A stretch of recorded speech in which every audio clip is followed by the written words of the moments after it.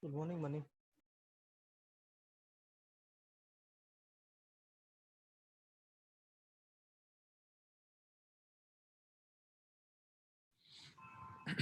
Hey, good morning. Can you guys hear me?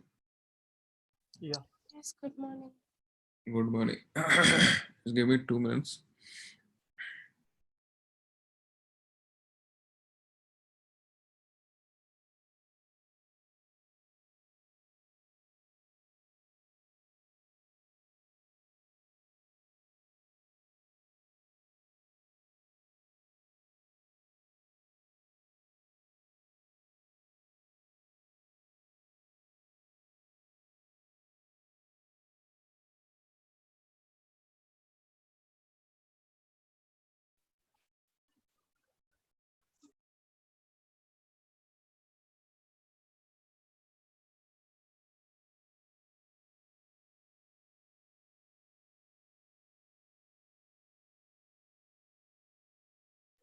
Mani, I have one question.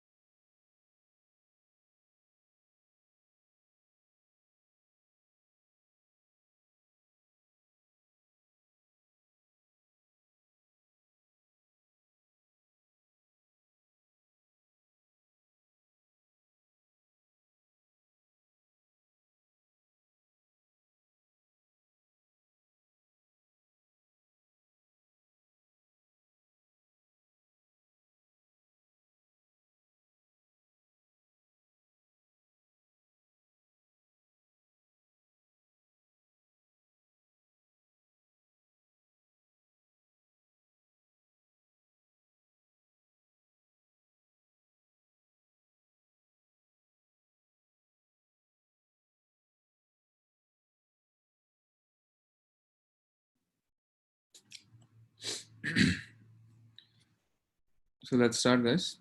Let me share my screen.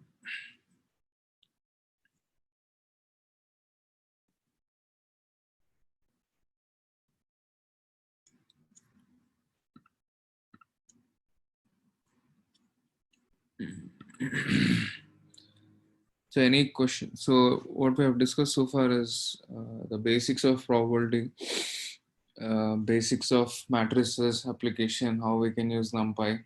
Then we saw descriptive statistics, and descriptive statistics, mean, median, mode, standard deviation, variation. Then we saw left skew, right skew, and then we saw how we can use describe is NA command in Python pandas. Right. Later we saw what is the use of box plot, what does it mean, how do you represent that, what are the whiskers, what is the center box, how do you find box plot, median, all that, upper quartile, lower quartile. One more important use case that we saw of box plot was the how do we calculate the outliers, based statistically, how do we calculate the outliers. Okay, statistically, because so not always whatever comes statistically you will what do you call, you will access that. For example, if you remember yesterday's bank data set, right? So bank data set had any age column which was greater than greater than 80 years as your outlier. But sometimes it depends, right? Sometimes you need to figure out from the bank, or let's say if you're working with data set, then you will also have some extra knowledge which you will be using for actually figuring out what is the outlier, right? So then you'll say that not 80 but 90-year-old is actual outlier. Okay, so that's where your descriptive statistics are basically organize and summarize the scores from samples. So the second part that we will focus on is inferential statistics, right? So inferential statistics basically, so today we'll discuss inferential statistics, and then we'll try to do some basic hands-on on sampling, and we'll discuss one of the important topic which is your which is very useful in machine learning, and we'll do maybe small hands-on on that, and then we'll discuss the next topic in inferential is your interval estimate, point and interval estimate. But before that, I think it's important to understand normal distribution. So how much idea do you guys have on inferential statistics, then sampling, then normal distribution, point and interval estimate? Do you guys have any idea on all these topics?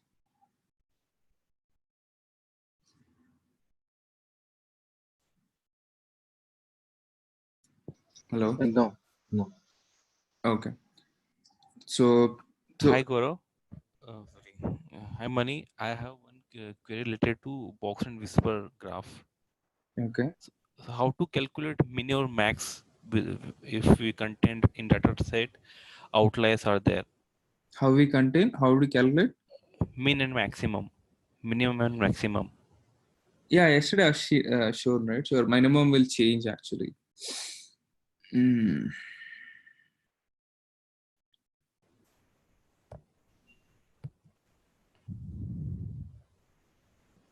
Have you seen the material that is uploaded in Google Class?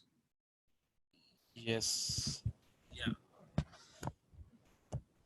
So this is the difference, right? So this was your minimum first, because 1 was the minimum of all these values. But since it has figured out this is an outlier, with the help of this formula, with the help of Q1 minus 1.5 times IQR, since it is 1 is less than 5.5, your minimum value will shift to 6, and this point will be, these 2 points will be considered as outliers. Is it clear now? Okay, so it will shift. Okay. Yeah. Clear. Thank you. Yeah, same with right hand side also, if there are there. Okay, so let's get back to inferential statistics. So inferential statistics is basically how do you infer information about population based on what we know from sample data. Okay, so decide if an experimental manipulation has had an effect.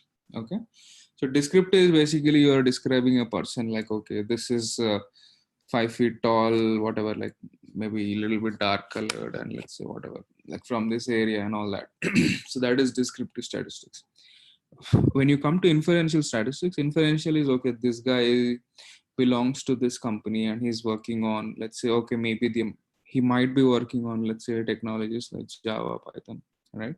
So you're inferring information now, right? Inferring meaning, let's say, okay, maybe he's working on Java, maybe his whole team is also working on Java, right? So that is what your sample and population is, right? So inferring is basically you take some set of values, your sample data, and you do some calculations. Let's say there are some formulas, we'll discuss all that, but you will run some calculations on that sample data. And with the help of these calculations, you'll try to infer the population parameters or population statistics. Okay, so we'll see all that. At the same time, sampling is one of the important topic that you have to understand in inferential statistics. Okay, so briefly I'm going to describe. So these are all very theoretical. I don't want you guys to feel bored, but these slides will be uploaded, don't worry. So so the scale of measurement is important.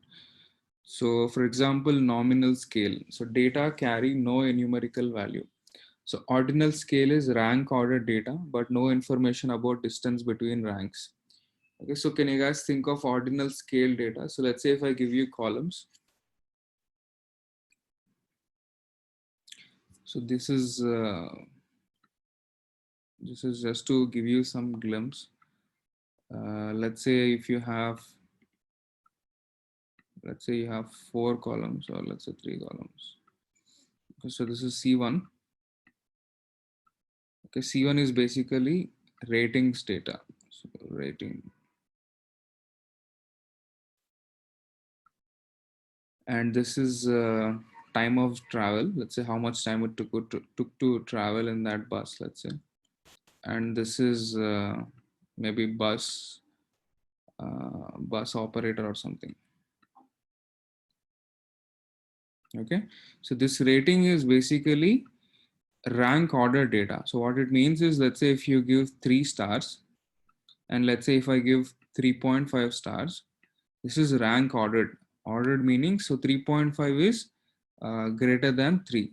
It's like your rank, like in the class, right? So let's say you got first rank, second rank, third rank. Here it is ulta because it is rating, right? So rank ordered data, meaning that 4, if I give you 4-star rating for bus number 4, let's say bus number, let's say this bus I give 4-star rating, which means that the travel and the bus was really good. And let's say if it is 1 star, which means that these are ordered in a way that the ranking of this bus with a rating 4 is greater than the ranking with bus with number 1. Okay, so sometimes we had that discussion, if you guys remember.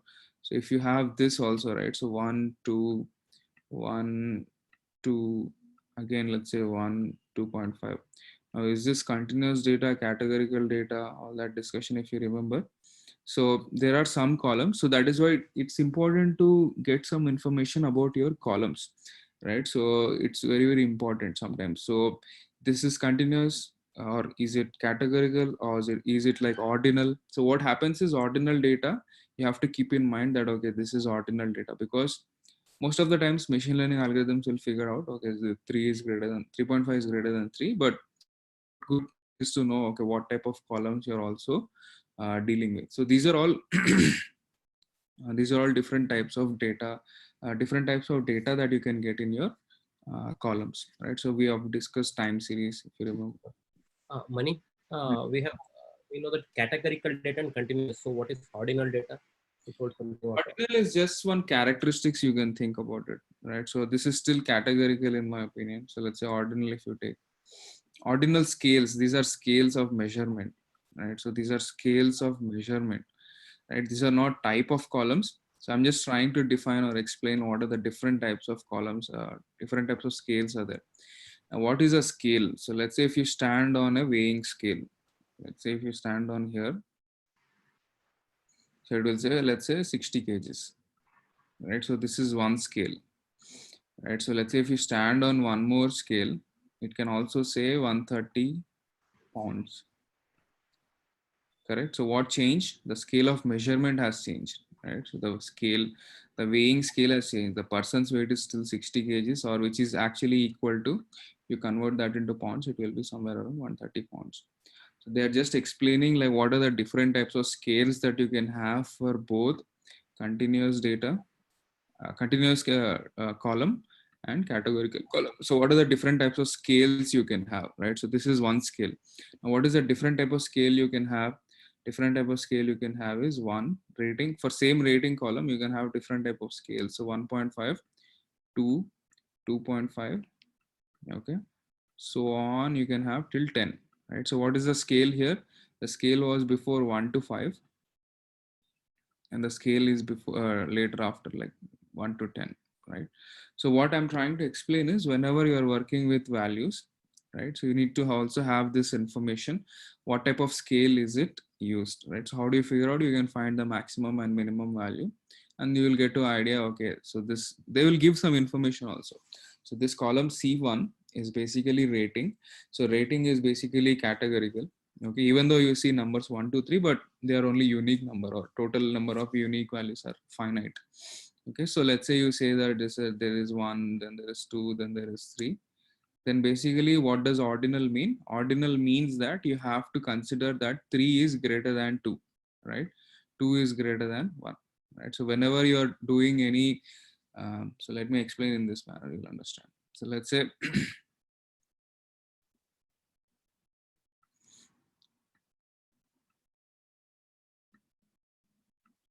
so let's say I have 3 columns, same as previous. So rating here, I'll keep it as R.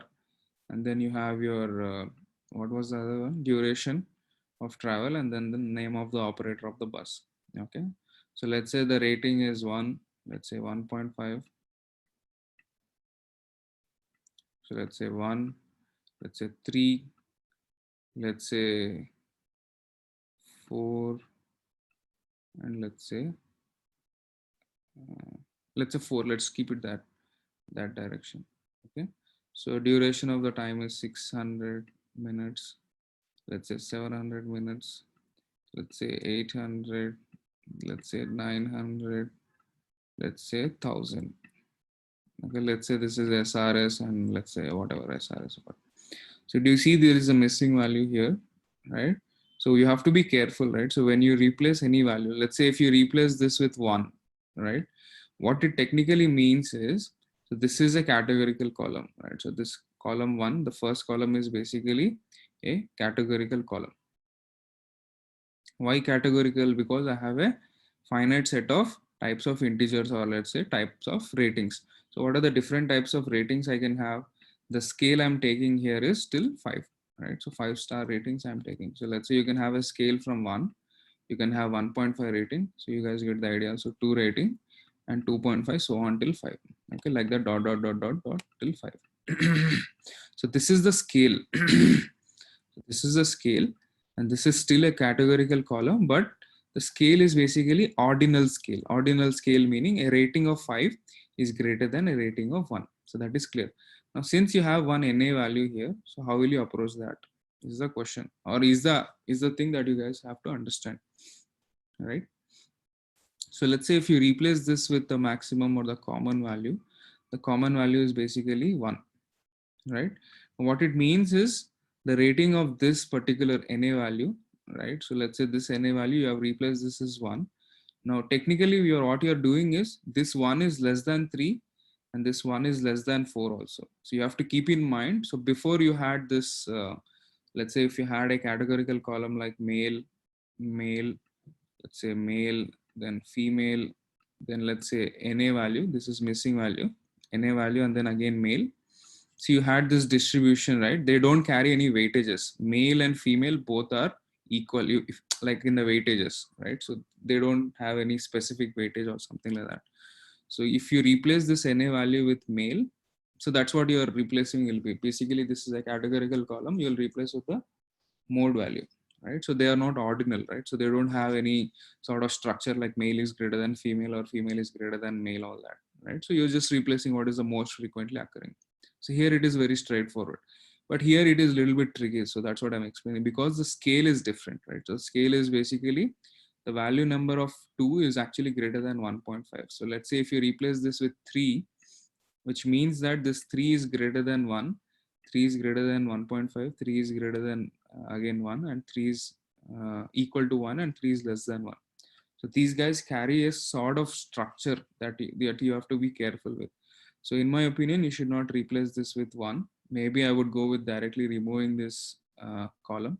And if it is resulting in a lot of loss of information, if I'm removing a lot of columns, then we need to think like how we can actually approach this particular NA problem. Does it give you some difference? Like how do you categorize the ordinal scale and this normal scale, nominal scale? Did you guys understood, or did any confusion? No, can you repeat once again? Can you? So basically the concept is very simple. Okay, let me break it down. So what I'm saying is, in case of male and female, right? So let's say if you have a column called gender. Okay. In case of gender, if there is any missing value, okay, let's say NA value here and NA value here. So what we will do is, in general, you will just take the mode of this. What is mode? Mode is the most frequent occurring values, which are values present here. Let's say this value, this value, this value, this value, this value, this value. So let's say among all those values, the maximum occurring gender is basically male. So you can you have two options. So let's say you can get rid of these two complete rows. So like this, you can remove this row and you can remove this row. Or let's say if you want to replace them, you can replace this NA value with M, male. You can replace this NA value with male. Okay, so no problem with that, right? So that is how you'll do with categorical column. This is also a categorical column, but there is no scale or anything such, anything of such sort, right? So both you can replace with male or female. Both of them have any you can take any of them. They don't have any inherent scale. Like scale, what I mean by scale is male is greater than female, then it is a scale, right? So one of the type of this unique column has some scale to it or has some value attached to it, right? So here male and female, nothing is greater, right? Both of them are like fine. There is no weightage to any of this. But when you take this situation of rating, right? So let's say if you take a rating column, same problem. Let's say we have one NA value here, but rating carries weightage, right? What I mean by weightage is the rating of 3, and if I give a rating of 1 to the bus, which bus will you select? You'll select the bus with the rating 3. Now why? Because 3 is inherently greater than 1 here. Did I say male is greater than female here? No, I did not say that, right? So this is a simpler problem. And what I'm trying to explain is there are some types of scales, right? So what are the different types of scale? So this particular example of rating comes under the category called ordinal scale. So ordinal scale is nothing but these numbers are in this particular order where one is less than 2, less than 3, less than 3, less than 4, less than 5.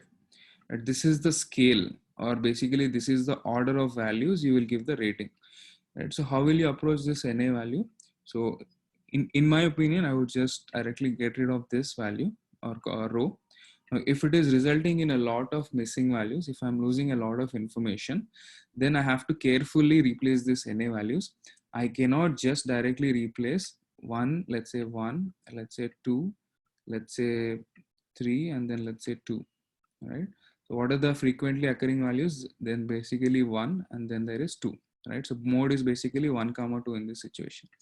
Let's say mode is 1, 2, right? So you have two options, right? So I would rather go with 2 rather than 1, because a rating of 1 means that this whole row has very less weightage, or it has very less, you understand, right? One star rating means that the product is bad, right? 2 star means it's a fair, like people might say, okay, it's okay, fine, we can take a chance, right? If I give 1 star rating because my mode is 1 and 2, then I'm replacing with more weightage than in this situation where I just replaced with male and nothing happened, like it was just fine, like replaced NA values. Now, does it make sense? At least the difference, does it make sense? Yes. Yeah, so you don't go so much deep here. Generally, you don't. Generally you don't take in this complex manner. Don't understand or don't get don't feel like okay, this is so complex. In general, very few cases I've worked with ordinal and interval. All you have to remember is there are different types of scales out there. Categorical meaning don't just blindly go and replace with mode. Yes, you can do that for most of the times, but whenever you're working with ordinal scale or nominal scale or interval scale or ratio scales, be careful that okay, this is working on a different scale.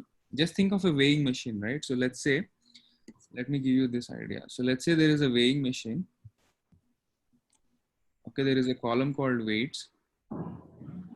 Now you have to replace the values according to this scale, right? So let's say if you're working with column, and this column is a weights, this column is weight of people in kgs, right? So let's say kgs. You cannot go and come here, let's say 40 kgs, and then let's say 30 kgs, and then 40 kgs, right? So let's say generally there are NA value, and then there is, let's say 50 kgs. Now, my point or what this discussion is, whatever I've explained till now, is you should not come here and say, Mani, this is 160 pounds. Now, what is the problem? 160 is wrong here because the scale of weight is basically in kgs, right? 160 will be, the algorithm will consider 160 as 160 kgs because it belongs to this particular column. The algorithm or the machine learning technique, anything, they don't have any idea what is kgs or what is pounds. So it's your duty to convert this to 80 kgs and replace here. That is the main thing that I'm explaining in simple way. If you don't understand any of this ordinal and not interval scale. So whatever the scale of the data that you have here, so you have to be careful and understand what type of column you have. And based on that, whenever you get any new data, or let's say if you have any NA values, keep in mind that you follow the same scale of data that you have. And because if you replace this with 160, or if you replace this with, let's say, any other scale, then the value that you replace there will have a very large effect on the machine learning algorithm that will be used in the later cases. Okay. Is it clear? At least partially you guys got the idea, right? So what type of problem, or when do you have to deal with this situation, or what type of, this is more like you have to be careful type, not like this is, okay, this is going to completely give very wrong answer at the whole process. Just to be clear that, okay, I'm dealing with ordinal data. If someone is saying this particular columns, ratings column, I'm dealing, this is the ordinal column. So, then you have to understand, okay, rating of 3 is greater than rating of 2, all that knowledge. Okay. So let's get back. Mani, can you go to the previous slide? So have you discussed about the ratio scale? Ratio scale, so basically, actually I don't have any examples. I have example for ordinal and nominal. So degree of distance between scores can be assessed with standard sized intervals. Okay. Same as interval scale with an absolute 0 point. So I don't have examples actually on this on top of my mind. If I find them, I'll share a reference. There is a good reference that you guys can read, where it will give you some more idea on how you can figure out the scale. So interval scale is, I think, this one. So let's say if you have degree of distance between scores can be assessed with standard sized intervals. So I think this ratings is a good example, right? So let's say,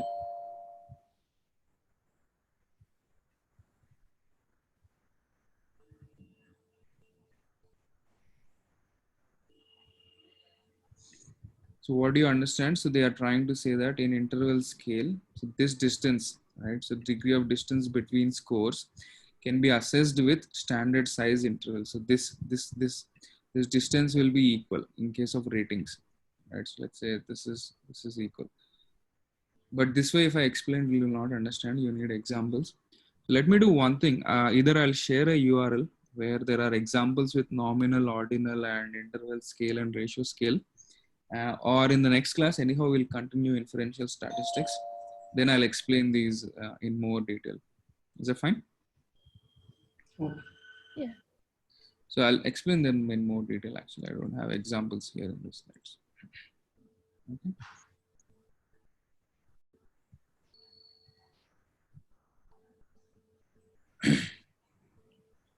Okay, so let's get to the topic actually. So I wanted to discuss this. This one is, yeah. So what does sampling and why do we even do sampling actually in the first place? Do you guys understand what is a sampling and what is a population? Any random answers? What is a sample? Yes. Yeah, what is a sample? Uh, Sample is a small group taken from a population in order to study the population, the data from the population. Okay, why can't we study the population? Because we cannot, uh, for example, if you're taking a survey, you cannot take a survey from everyone. Right. So that's the You simple. just study a small population who's using it, Right. and then input the data for the whole population. Okay. So does it come with an error or? Yes, of course. Right. Okay.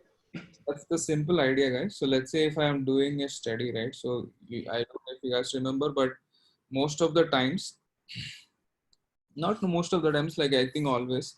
So let's say if you're someone who's trying to, let's say, come up with a drug. Let's say, so let's say you want to come up with a medicine. Let's say you want to come up with a medicine for, let's say, COVID-19. Right. So how will you come up with the medicine? You will not take all the patients, right? So you will not take all the patients that have COVID-19 and then you will experiment them, right? Doesn't make sense, right? So there are a lot of patients who have COVID-19 and it is not possible to take all of them and then use them for study or at least for uh, whatever, like vaccine, or even once vaccine comes out, what they will do is they'll take a sample of people. So let's say this is all the population in Bangalore. So this is all the population in Bangalore. So what they do is, let's say this population is, let's say, I think, let's take this as 50 lakhs. Okay. So now what they'll do is they'll not first directly give vaccine to all of us, right? So they will first take a sample of data. So what they'll do is they'll take a sample of data, right? So sample of data. Now don't think this sample is in the center. Okay, sample, I mean the size. Go by the size of it. So what is the sample? They'll take maybe like 10,000 people. 10,000 is also more. Let's say 1,000 they'll take. Just 1,000 people. Okay, this is your sample size. Now, why they are doing that? They first give vaccine to here. Let's say vaccine they'll give here, and then they'll see like how these guys are recovering, or are they getting immunity, or what are the side effects, and what is not, what is what. And once they figure out, okay, this is fine, so then they'll give for all the people in the 50 lakhs. So that is your population. So let's say population of Bangalore. So this is population, and this is your this is population of Bangalore, and this is your sample, the red color one. Now this approach is prevalent everywhere in statistics, right? So everywhere you take, any problem you take, they will follow this particular approach, right? So this is very, very important to understand. Any questions on this? So the reason that we generally take a sample from population is for two reasons. So one reason is you do not have enough resources. So generally you do not have enough resources to work on population, right? If you have a lot of money, lot of people, lot of a big company, then of course you will directly come and give vaccine, but generally no company or government has so much money and time, right? So these are resources. Second one is, so this seems like a more statistical approach where, for example, let's say this is called your what is it called, so there's a word for it, but this is called your, for example, this is better approach in my opinion than coming directly and giving 50 lakh vaccines to all of us, and then let's say we are getting some side effects. It's a bad idea, right? So you don't directly administer vaccine to all of them. You first directly do it on, let's say, some animals, or let's say some sample of patients, and see how they're responding, and then you give it back based on the inference that you get here. You basically infer it back to your population. Is this concept clear? Why do we sample data, and what is population? What is a sample? Any questions? So sample is how much percentage of population data? So there is no fast rule. So let's say Bangalore, if they give a poll, let's say if they give a poll saying that, hey guys, we got vaccine, and then how many of you guys are participating for study? Let's say we want to do a study, and let's say it is random, right? How many people can be interested? Some people like, oh, I don't want to participate. Some people are like, yeah, let's participate and see how it actually works out. So generally there is no hard and fast thumb rule for many reasons. Now one of the reason is availability. As I've discussed, let's say if you're asking for a poll, like similar example, how many people are okay or ready for vaccine testing? Now this is testing, okay, not actual vaccine. So you should be aware for the fact that there might be side effects. So people might not be ready for that, right? So they'll be like, okay, I'm not ready for that.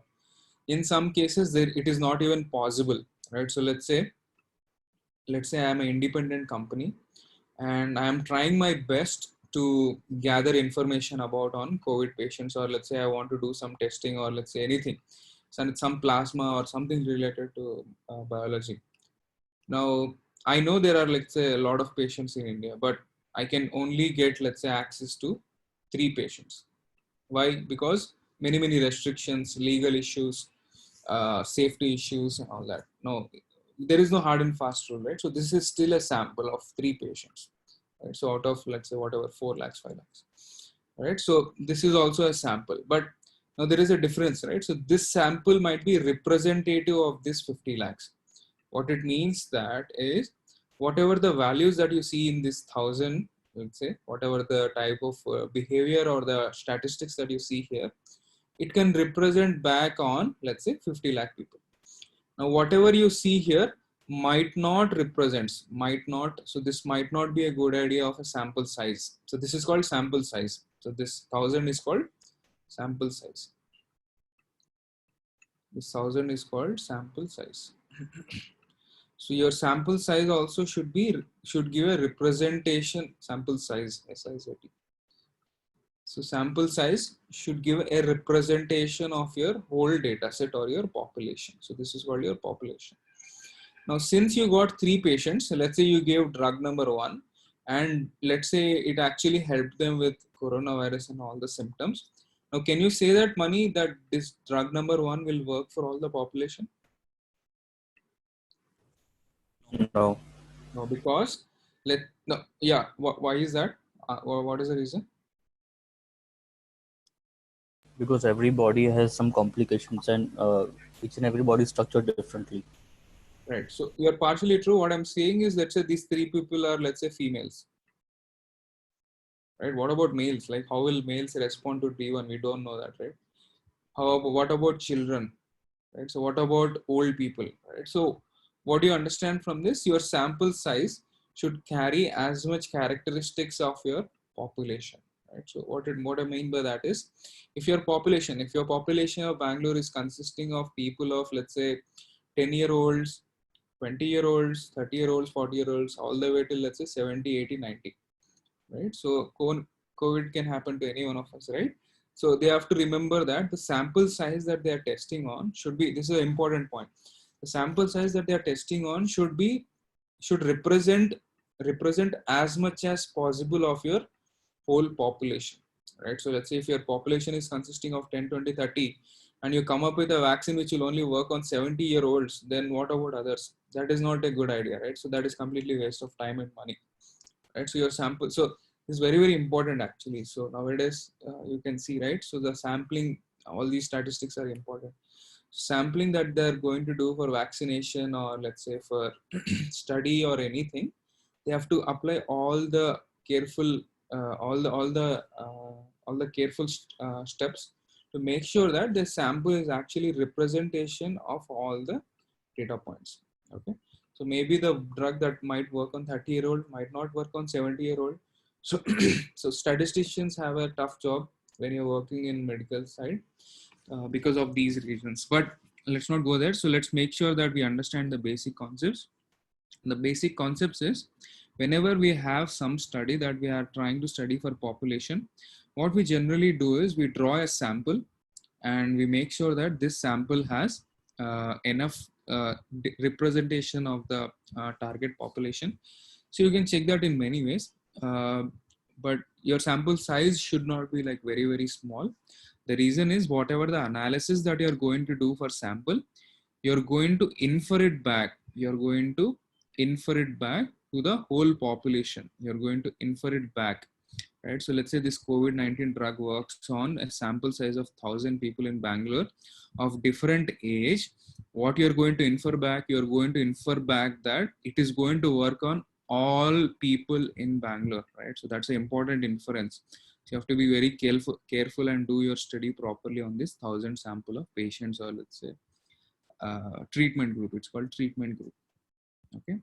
So any doubt, any confusion on this? Why is a sample? Why is a population? What are the relationship between sample and population? Any doubt, any question? No. Okay. So, but Mani, well and good. You just explained the pros and cons, but how do we sample, right? So let's say there are, as I mentioned, there are 5 lakh people, right? So how do we sample? Right? So how do we sample?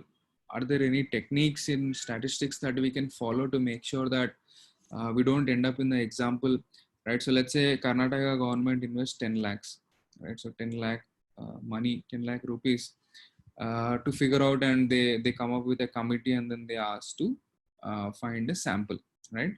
Now these committee are lazy, right? So these committee are lazy and they directly go here, they go to, let's say, Martali, right? So let's say they go to Silk Board and then they pick up, let's say 2,500 from Silk Board, and let's say they pick up 2,500 from, let's say, Martali. Now, is this a good representation of Bangalore? Now, my question is this sampling a good idea? Like, is this fine or is this not fine? No. So if it is not fine, like what is the reason and what can be done to improve that?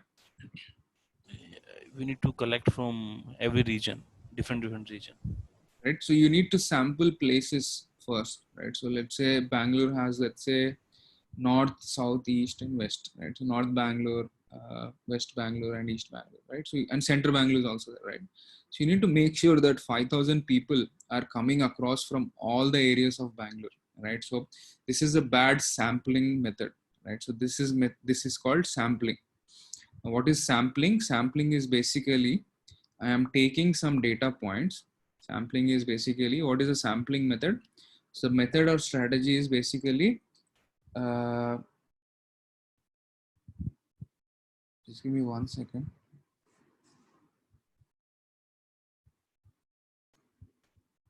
Yeah, so this is a method of this is called sampling method. What sampling method means? Sampling method means, Mani, what is the strategy that I'm using to get 5,000 people, or let's say 2,000 or 3,000 people out of those 5 lakh people, right? So this is called your sampling method. Now, how is this important? So this is important in 2 areas, right? So this is important in 2 areas. As a data scientist, you will work on different areas of business, and you will also work on different areas of machine learning modeling, right? So I'm going to explain in different perspectives. So in case of machine learning, you will always come up with a test and train.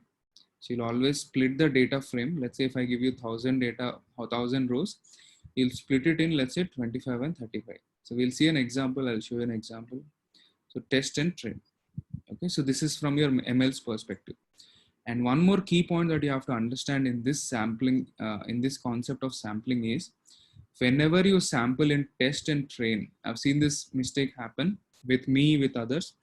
Whenever you make this split, you need to make sure that the trained data set has enough characteristics of the whole data frame. So let's say this is your data frame. Okay.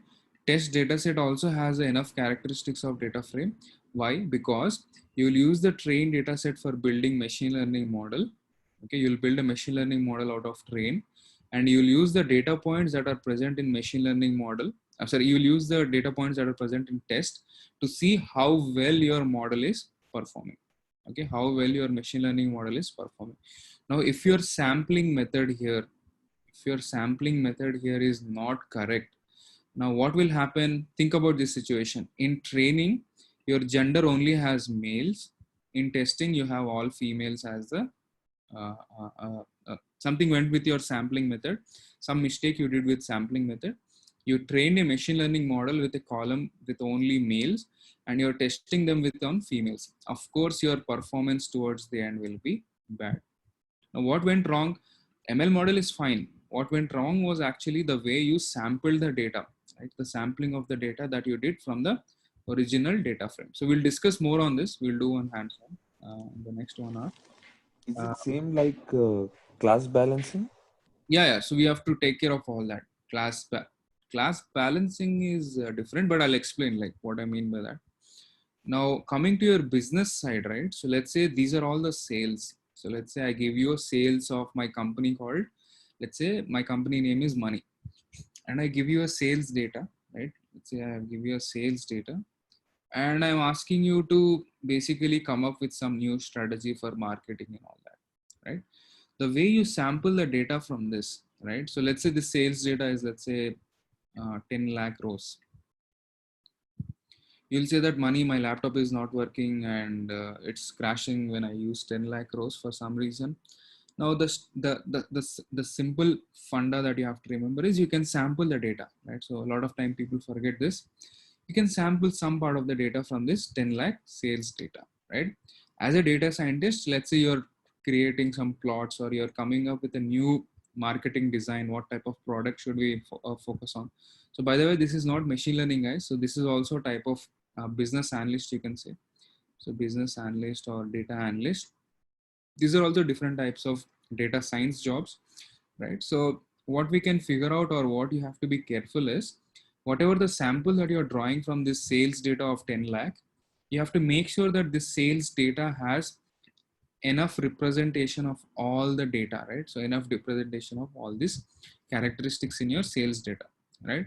Now, why are you sampling? Because there are many reasons. So let's say if you have 10 lakh data and your laptop is not working on this amount of data, it is not working, or you don't want to, sometimes you don't want to work on such big data because it will take 10 days, but you can work on a sample and you can make sure that this sampling logic is correct, and then you make sure that you get enough representation of this particular main sales data. Okay, so one more point is in time series, there is a different way of approaching this train and test. So there also the sampling technique or the basically the test and train split will be a little bit different. Okay, so these things we'll look at. This will look at in a theoretical side. So this will look at in terms of Python code. Okay, now I understand these terms might be new for you, Money. We have not explained all of this. So this is machine learning. We are not going there anyhow, but I'm explaining how this one point here, the critical step that here can affect the result here. I'm just trying to explain, connect the dots here. So whenever you select your sampling or whenever you split the data, be careful that you are splitting in a way that your data actually represents the actual data frame. So any questions, any doubts that you guys have? We'll do one hands-on so that you guys will understand. But before that, any idea, or I just wanted to explain the importance of sampling actually. A lot of times people make mistake here. They get a bad training data set, they get a bad test data set, they build some model that is not even representative of the original data set, and this model won't even work on this test data set, and your accuracy will be low, and then you will be like confused, like what went wrong? I followed all the steps, I wrote so much code, and I've used all the strong algorithms. What went wrong was your sampling technique, right? So you have to sample in a proper manner. The sample should have enough representation in training data set. The sample should also have enough representation in test data set. Then only your model that you have built actually will be learning from your trained data set and will also work fairly well on your test data set. Then you can say that, Money, I've built a really good model. Sometimes what happens, people figure out that they made a mistake in sampling. The model is working too good, right? So model is too good. And that's when also I get suspicious, like too good. What too good means? Too good means that it is like extremely good, like it is performing so good on this test data set. All right. So what it means is you made again a mistake. So too good is also not good in machine learning. So it should be fair, like it should be balanced. So it should also make some mistakes. That's the machine learning part. So then I'll be suspicious that how did you do your sampling logic? So then I'll be a little bit suspicious. How did you approach your sampling technique? So I hope this basically sets the context, like what type of sampling and what is the importance of sampling. How can we use it? How do we use this as debugging, basically figuring out if our model is performing well, or is it actually performing well? Did I make a mistake in sampling? All those things. Okay, so there are some examples of approaching sampling methods. So these are the different types of sampling. So I'm going to show you an example with a URL. So there's a lot of theory here. I don't want to go into this theory. So this is it'll be very boring for you, but I'll just explain in simple manner so you guys can read about theory. Okay, so let's go with this first one. So basically simple random sample. Okay, so simple random sample is nothing but you basically, let's say I have 10 students in my class. I just close my eyes and then I randomly say, okay, person sitting on number 3 stand up, and person sitting on, let's say 5 stand up, and then let's say 6. All right, so let's say out of 10 population size, so population of 10, I've selected a sample of, let's say 3 students. Then I'll ask them, how did you understand the class? So if all of them say I understood the class, let's say you, then I'll infer it back to the population that these 10 people also understood the class. So that is a very simple approach that I can apply, right? So what is simple random sample? Simple random sample is nothing but out of these 10 students, I randomly picked, let's say 3, 5, 6, right? So there's no much difference. Now, can anyone tell me, is there a problem with this approach? Is the sampling technique clear? Simple random sampling, what I'm doing here? Yeah, just have said means okay, we are doing the sampling that data, means we are collecting some data from population. So we need to cover means all of the features of the population. Right. So simple random sample has an advantage. What is the advantage? It is very easy and fast. Right. So advantage is fast. What is the disadvantage? Disadvantage is, let's say if these 3 people are my favorite students. Let's say these are my favorite students, right? Now I am making a mistake. I'm asking my favorite students, they understood. Even if they didn't understand, they'll say, Mani, I understood. But let's say there are 7 people who didn't understand, right? So that is mistake, my mistake. What is a mistake? I went with a random sampling, and this random sampling has resulted in, let's say, students who like me, or let's say who are like somewhat biased towards me.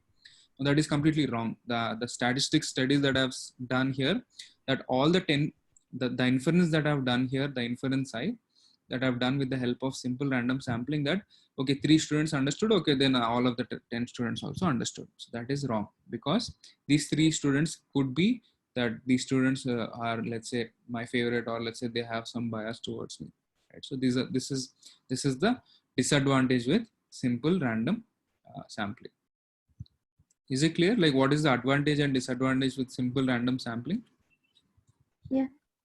Okay. So these definitions are going to be boring. So let me show you in this way.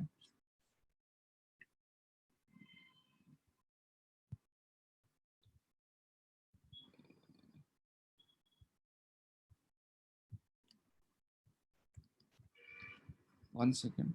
There was a nice way of explaining all this actually.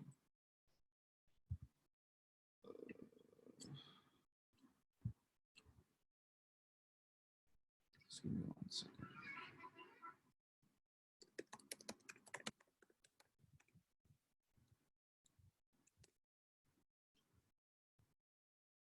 Yeah.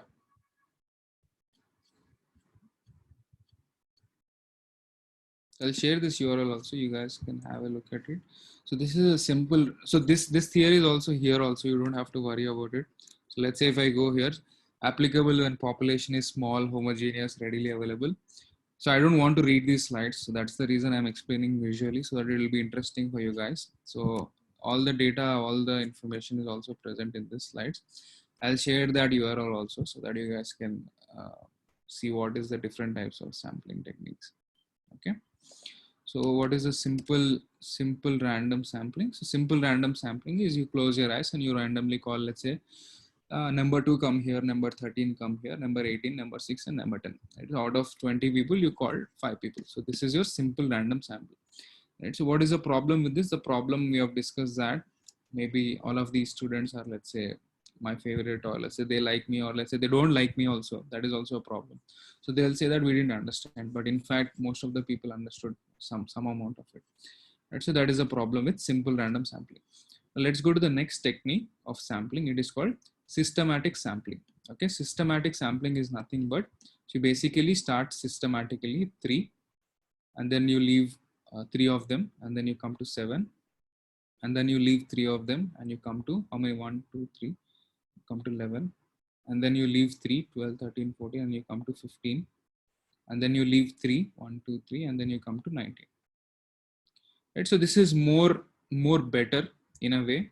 Now, why is this more better? Can anyone tell me if you guys compare this and this?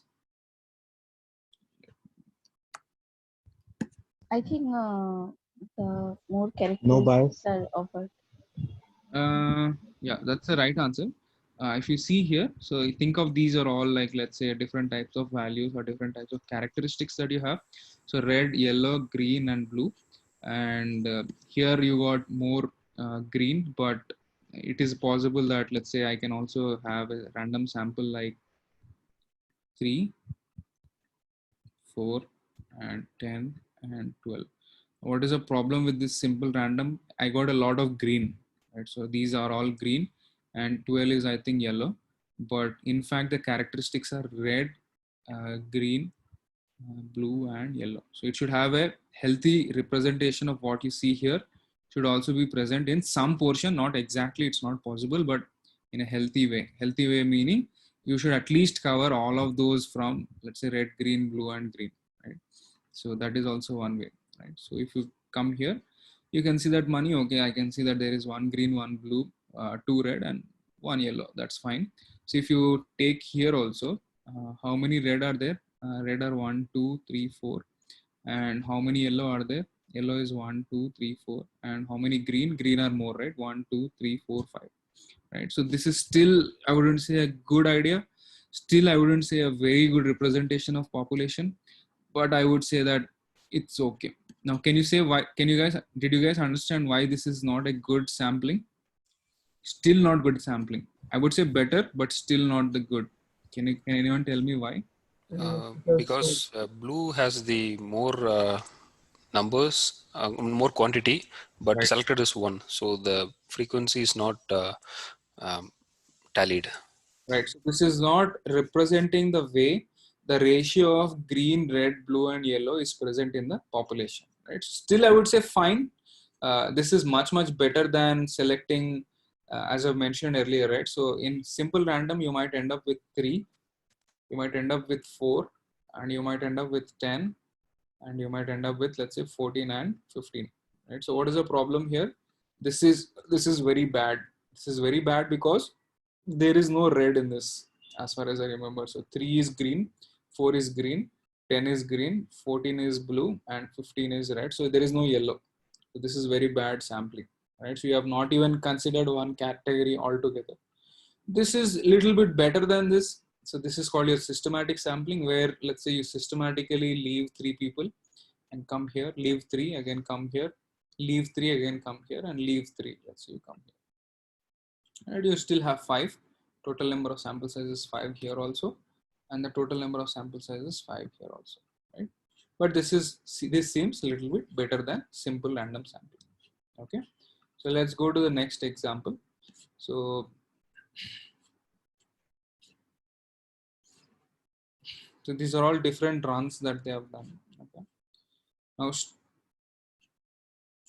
systematic sampling. So next, this is called your stratified sampling. Okay, now as we have discussed, right, so stratified is basically we divide the population into subgroups, which is called strata. Okay, we divide population into subgroups, which is called strata, based on the different traits like gender, category, etc. And then we select samples from these subgroups. Okay? And then we select samples from these subgroups. Okay. Now this is important. So this is important from machine learning's perspective. So this we'll see in example hands-on how this is important, but remaining all of those we don't use so much, but this is very, very important. Okay. Why is this important? Because this gives you a very good approach to actually getting the population characteristics in your sample. Okay. Now, how does this work? So first is basically coming up with your strata. Now, what are the strata here? The strata that we see here are basically the cluster of values. What is this? Basically all the reds on the top, yellow on the second column, green on the third column, and let's say blue on the fourth column. Now, how will you sample it? You will sample one from red, one from yellow, one from green, and two from blue, because blue are more in the number. Okay. Now this basically removed the flaw that was present in systematic sampling. So whatever the problem, we didn't get like quite the best way of approach in systematic, but in case of stratified sampling, we got a fairly good idea of a good sample space, or a good sample actually. Do you guys see the difference, right? So random sample is like very, very basic. It doesn't have any, it is basically not good, because you might end up in any problematic way. The second one is basically systematic sampling. So systematic sampling is you start at one point and you go on interval basis, like let's say every third person or every fourth person or something. That actually gives you a fair idea, fair bit of sampling, but I wouldn't say still the best. The best results, or the better results that you get, is basically from your stratified sampling. What is the first step in stratified sampling? The first step in stratified sampling is basically we divide the population into subgroups, which is called strata.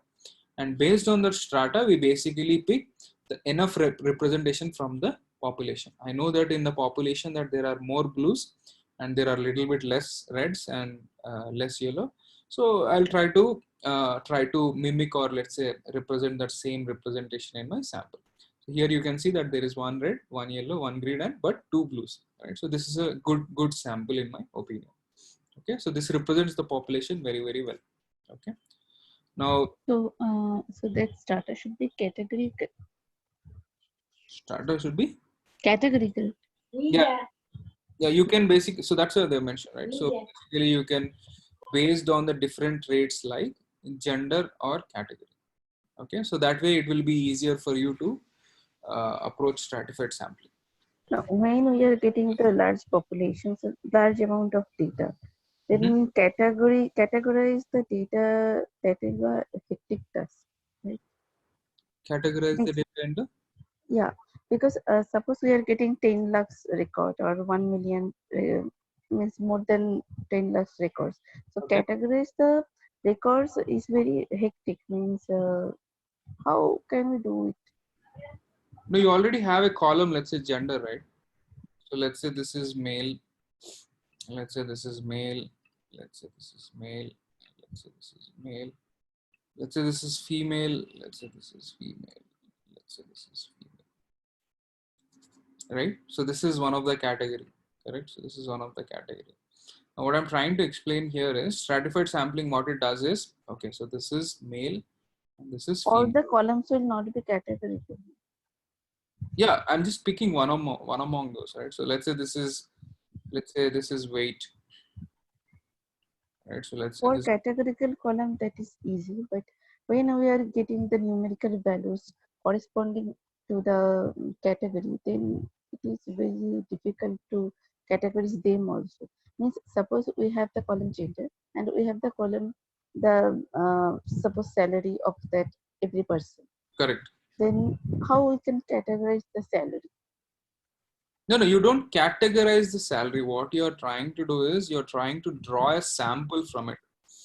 Right. So let's say you have these columns, right? So let's say you have 4 columns. So let's say you have gender. Let's say you have gender, you have salary, let's say you have, let's say name, right? So name, can you categorize? Not really, right? So names are very unique. Let's say gender is, okay, male and female. Okay. let's say salary, let's say whatever, 10,000, 20,000, 30,000, 40,000. Okay. Now what I'm trying to explain with the help of stratified sampling is, so let's say this is 10 lakh rows. Okay. 10 lakh rows. Okay. What you have to understand from the stratified sampling perspective is, let's say there are 60% males, right? So let's say this is male, this is male, this is male. Okay. And then there is 40% females. Okay, this is female, this is female. Okay. Now what I'm trying to explain is, whenever you take, let's say some sample, let's say 1,000 rows, right? So let's say 1,000 rows. I hope you guys can see this. So what is my population size? My population size is 10 lakh. Okay. What is my sample size? My sample size is 1,000.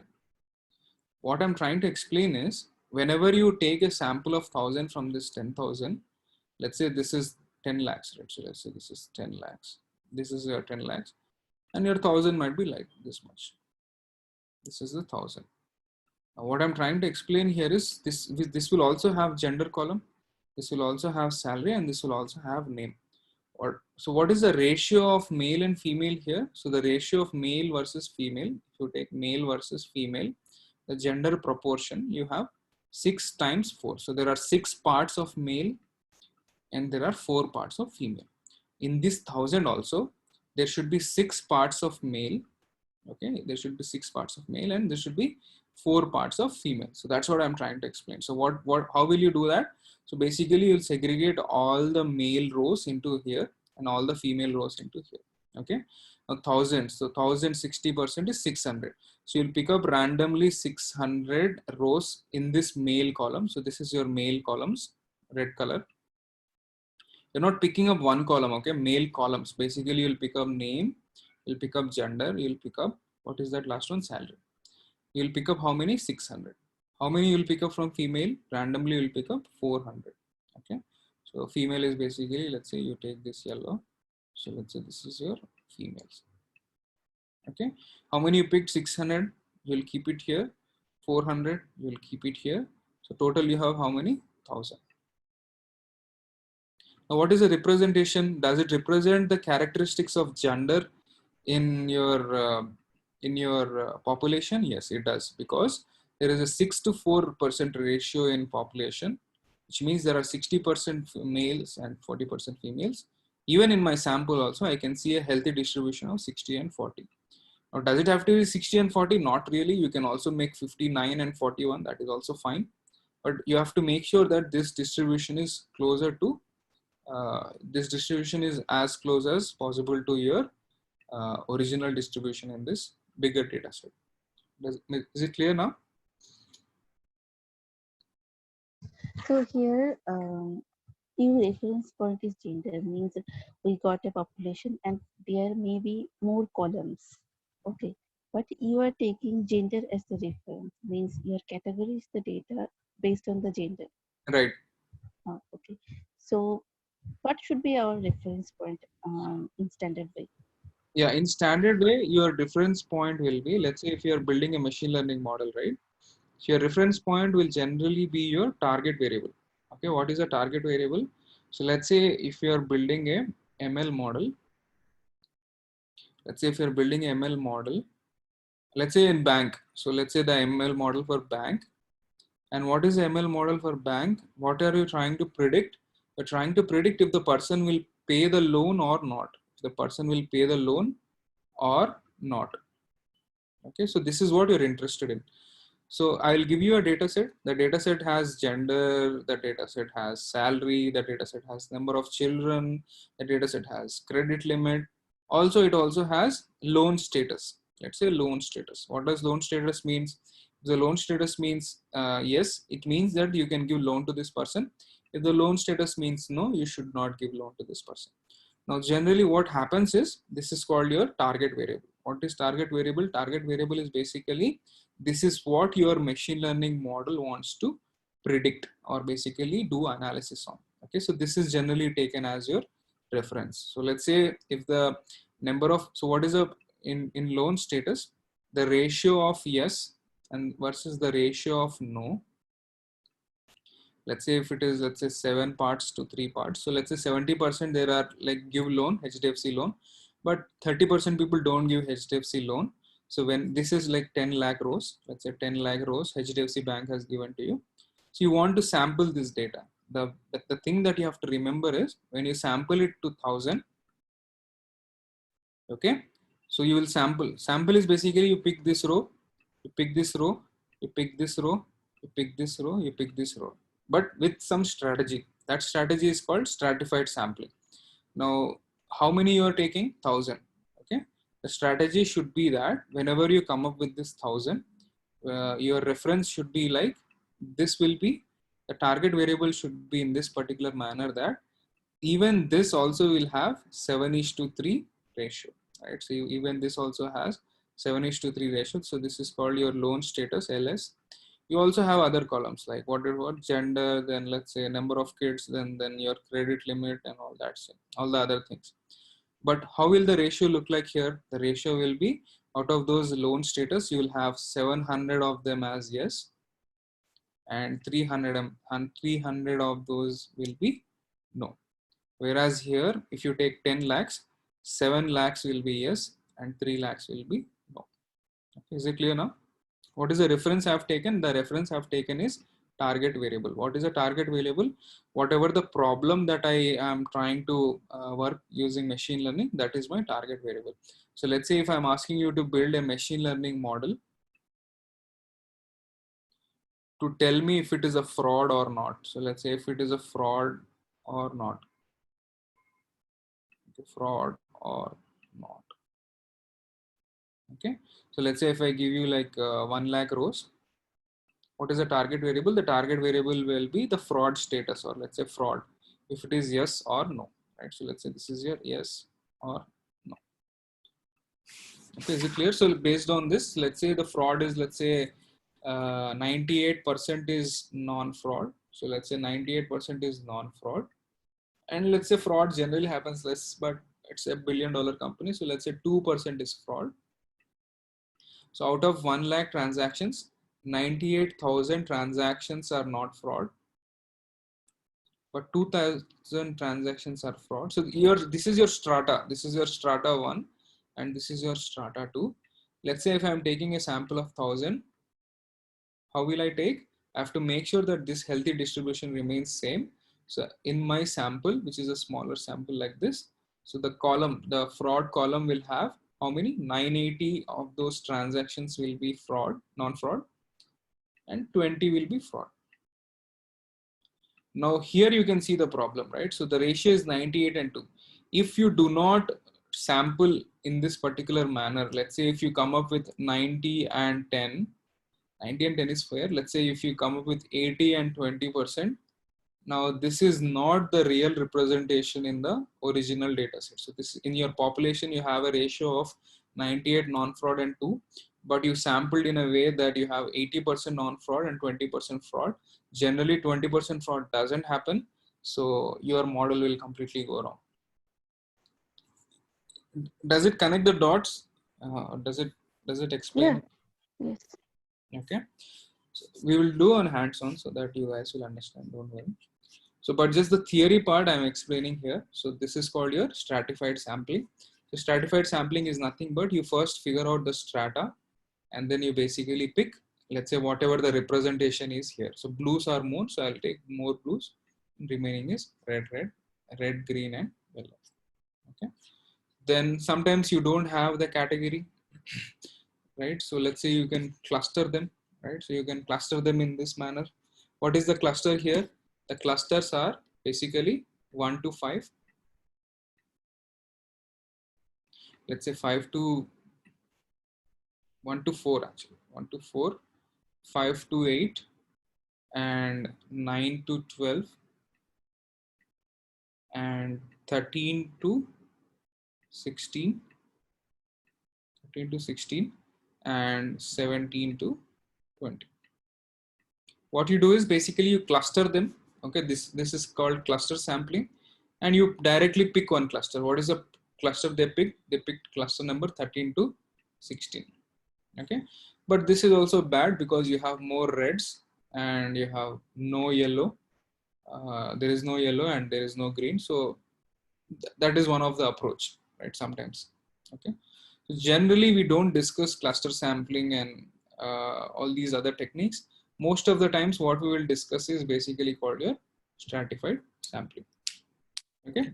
So there are other techniques also, of course, but they are not very much important. So one is basically your simple random sampling. This is sort of important. I'll explain where. And second one is systematic sampling. And the third one is basically stratified sampling. And the fourth one is called your cluster sampling. So if you remember these four, that is more than enough from the theoretical point of view. Okay. What we will use in machine learning is basically stratified sampling, and sometimes we use simple random sampling. I'll explain where. Okay. So let's go and open Jupyter Notebook, and can you guys load the bank data set again? I'll explain what I mean by that, target variable and all that. So let's do some sampling, guys. So I'll explain in code like how we can do that and what is that we achieve. Can you guys start your Jupyter Notebook and load the data set and do the first 2-3 steps? So let's see how we can do sampling.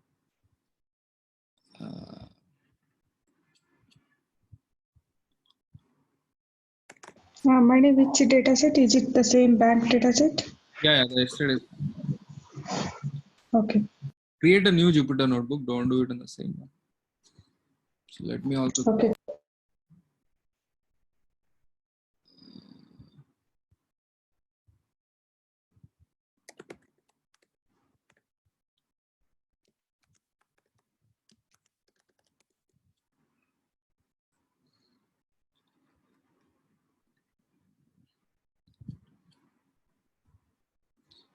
Can anyone share in the chat? I don't have that URL. I don't have it open actually. I have it, but I don't have it.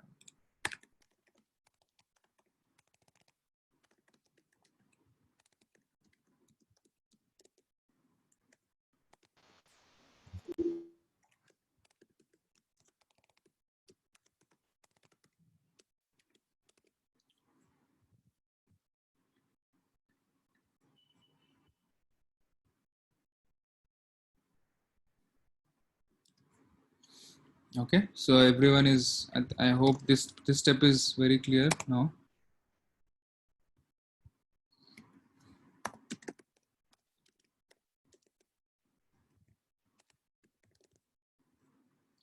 So these are the basic steps, and then you do the upload. So till here we have learned like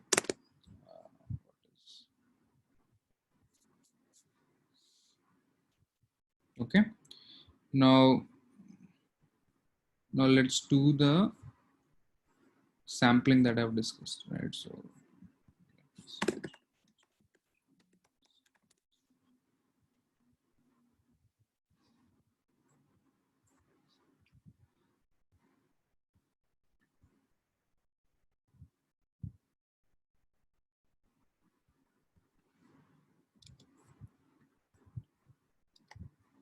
this is the package you can use. Okay.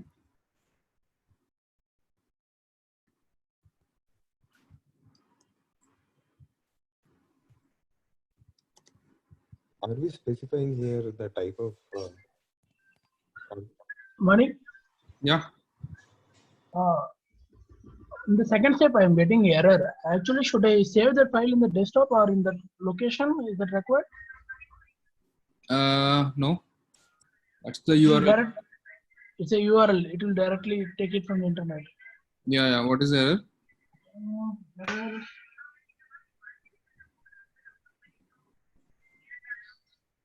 URL open error. Acha.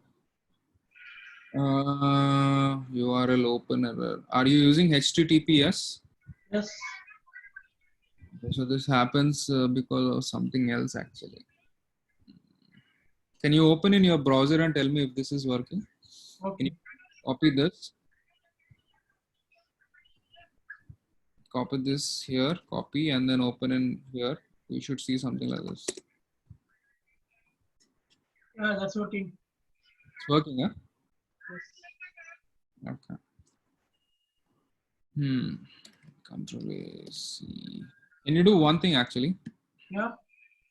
Can you copy this? So Control A, Control C, and then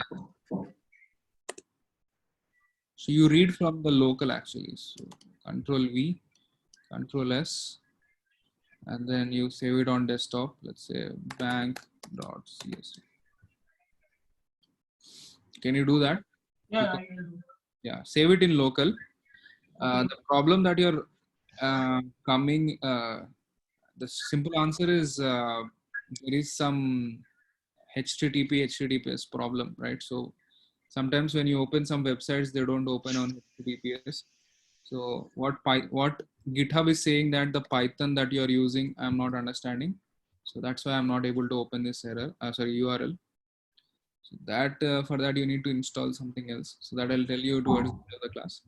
But for now, what you can do is open here, copy all this data, Control A, Control C, and paste it in your Sublime, and save it in a local file, and you can read from the desktop.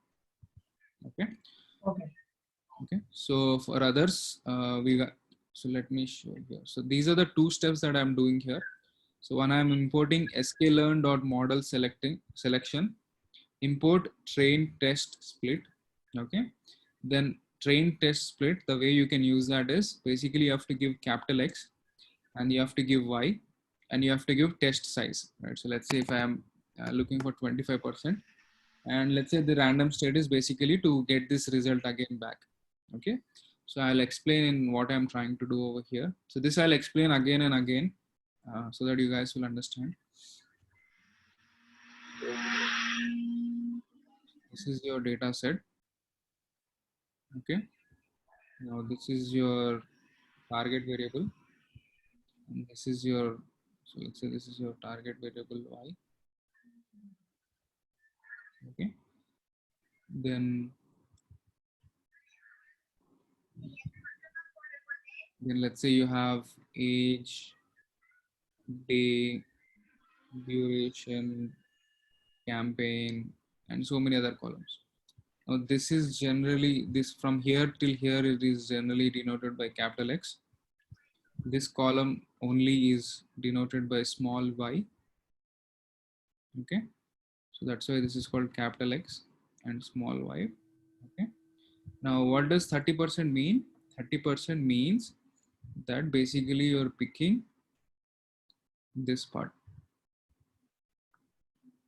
Okay, 30%. Okay, this is your 30%, and the remaining is your 70%. Remaining is your 70%. Okay, so that is what is happening. This is your Can you please explain again? Yeah, randomly only, but I'm just explaining in your.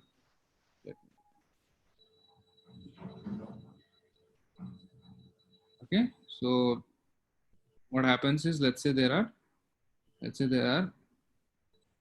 100 rows. So how, let's say 70%, 75%. So my train, okay, my train and test. This is my test. What is the ratio I've given for test? I've given 25%. What is the ratio for train? I have to give for 75%. Okay, so this is your red. So this is in red, and let's say this is in yellow.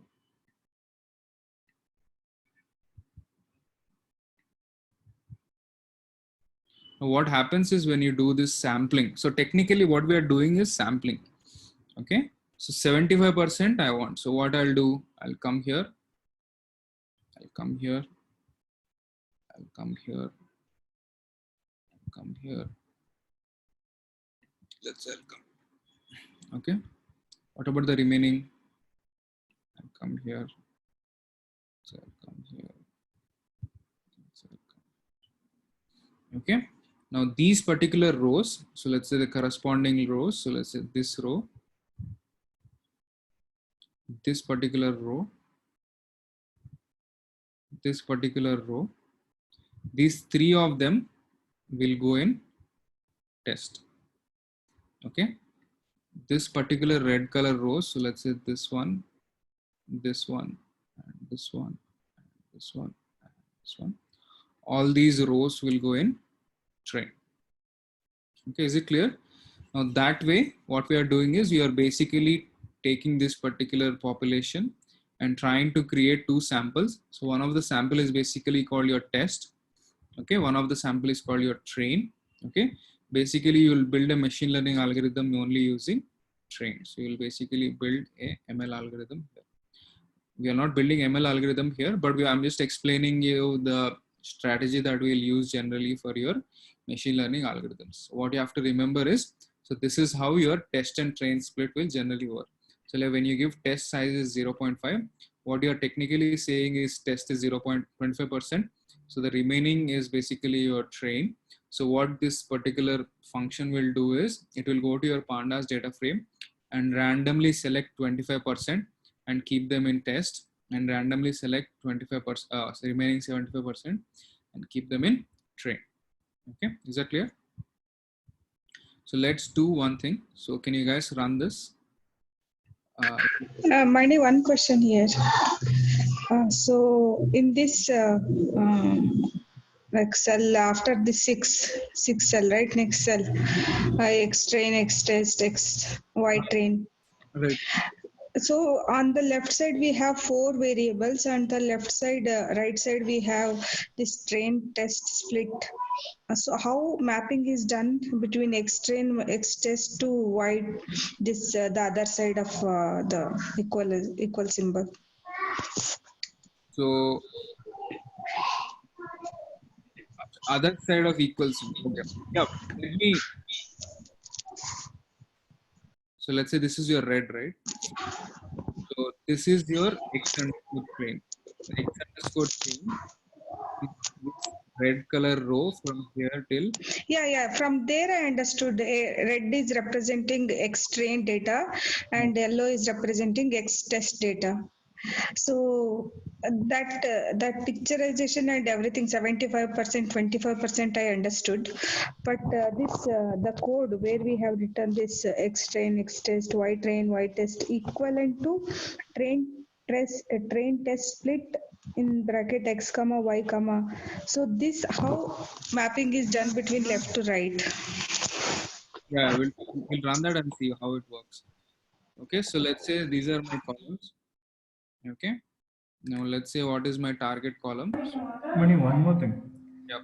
Which sampling does it use? Is it random sampling, or can we know it which is? So as far as I remember, it does stratified. Let's check.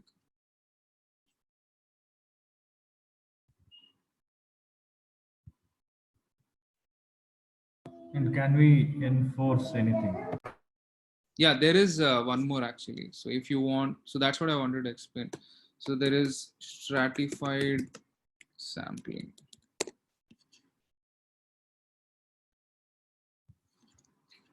Stratified shuffle split, and there is test train split.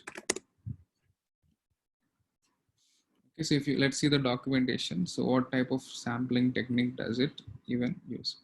So if not none, data is split in stratified fashion using this as the class labels.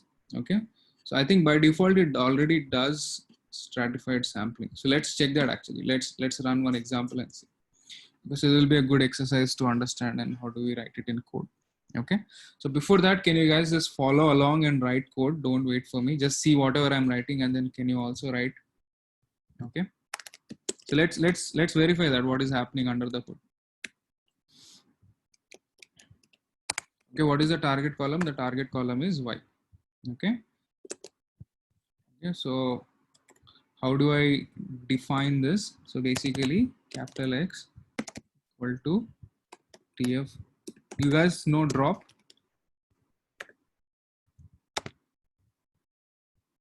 How many people know that? Yes. You guys know drop, right? So drop is basically you're removing one column. Okay. So TF dot drop. What is the column I'm removing? Column I'm removing is Y.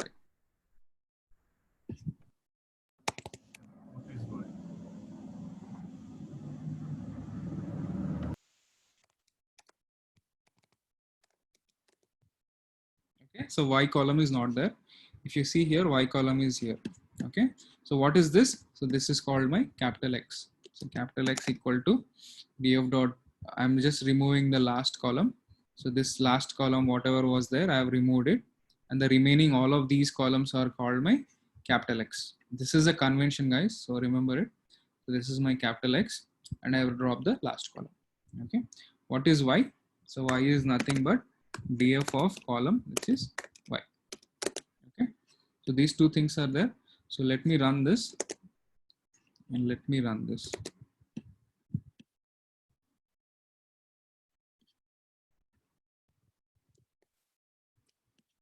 Mani, what about the random state 42? Yeah, random state 42 is To return back to the same sampling once we do it. yeah, so to reproduce the same results. So these are all random functions, because if you remember, I randomly chose rows. If you remember the red color rows. Now, if I don't give random state 42, next time what it will do is, next time it will do something like this. So next time it will take this, again take this, again take this, and again take this. So whatever the result you get here and the whatever result you get here might not match, right? In most cases, it won't match because it's a random function. What random state is telling is, okay, you always start from the 42 and then whatever the function you have, you apply. So this will give you result here. Again, if you give random state 42, again, I'll get the same result. You'll start with 42 row. Think of it that way. So 42 row, it's not exactly 42 row, but it's a starting point. So if you don't give this, every time x underscore train, x underscore test, y underscore train, y underscore test will be different. If you give this random state all the time, there will be consistency in the output that is given by this particular function. Mani, that means that from row 42, it is 25%, is it? No, it's not row 42. Okay, let me explain. So what happens is, the way random function works is, random function, okay, if you see np dot random, there is a function. Okay. Now, if I ask you, can you tell me a random number between 1 and 100? 45. 45. Can you tell me one more time? 72. Right. Can you tell me one more time? 83. 80. Right. So there is no way for me to track how you are randomly coming up with that number, right? So I have no option, right? If I say that always start from 45, right? So always, so basically every random function, you might see this again. So random function actually needs a starting point. Okay, random function actually needs a starting point. So as I've asked and you guys gave numbers, random numbers, right? So there is no control for me to tell you that, okay, you can give any number. You're completely right. You're doing what I'm asking.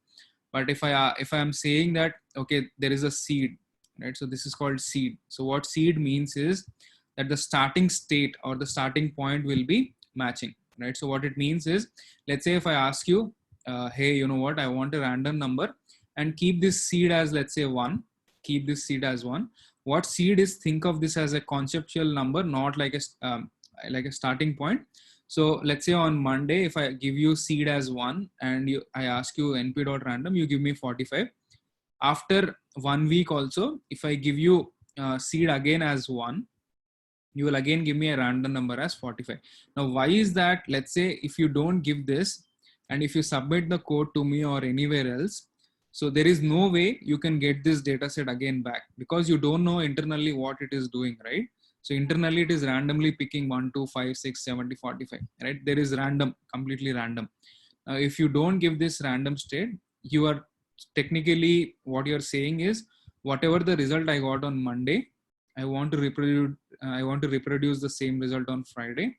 The way you can do that is using this random state. If you want to read more on that, you have to read more on how random function works. What is seed? Mani, in that case, like if you're passing this random state, then whatever the output is, it's not actually random. It will maintain the same state whenever you give this. So it is a constant numbers, right? Yeah, the output is always consistent. Let's say, I'll show you actually, you'll understand. 1 second, there's some error. I hope you guys are following along with me. So let's see if I do x underscore train. So 1412, let's remember these values, 1412, 2117. Okay. So 3591 and 2167. So let me go back to random state 2. 1412, 2116. So there is no way for me, if I forget this, right? Remember the numbers 4508. Let me run it again. 3233. So how can I get by 4508 that particular pattern? I don't know, right? Because it's a random function, right? I cannot reproduce that again. You see the point now? So let's say if I give random state equal to, let's say 111. So 38101963. Okay. 38101963. You see the difference and use? What this random state, what it's doing? What it's doing is another class.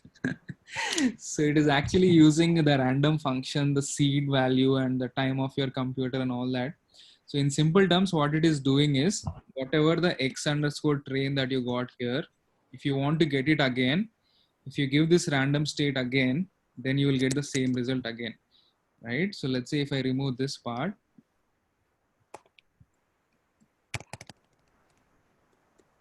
I don't know if you guys are noticing or not. So x underscore is starts from 1481, 3247, 2885, 3610, 1004. Are you seeing these numbers, right? Yeah, it's varying. No, it will vary. That is completely fine. But if I ask you to get the previous one, is there a way you can get that? No. No, right? No. Right. So let's say. So maybe we can say that random state is used to maintain the train data, whatever we are splitting for the first time. Correct. Whatever you got. And You.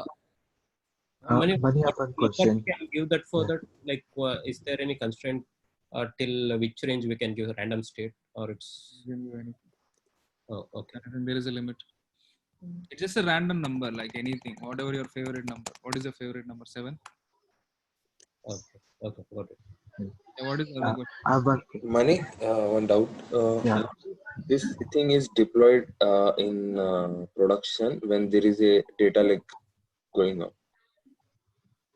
Okay, that's a good question. So what? Okay. Generally, if it is in production, right? So let's say as long as, so what happens is we can follow some convention, right? So the convention is generally people follow this. So let's say in our team or your team, they can follow some sort of convention and you guys can stick to it. So But that data will be coming continuously in data lake. Yeah, let it come continuously. Then what is the problem? So Mani, we can change the random status based on the accuracy. If we are not getting the good accuracy, can we change the random status so that it can pick different sample data? Can we do that, to tune the accuracy? Yeah, you can do that. So there are techniques on. So that is called your k-fold cross validation. That's what it does. So that is correct. You can do that. The answer is yes. Right? You can try different applications. There is I have one question, Mani. For Yeah. example, if you refresh the page, If I refresh the page, then it will reload all those random states. Or yeah, will it change? no, it should be same as far as I know. Refresh this page, you mean? I mean, not just refresh, but to restart the kernel itself. Yeah, let's remember numbers. Someone remember the numbers. 381019632709. You guys remember? Let's see. Kernel, restart and clear outputs. Let's see. Even I'm interested.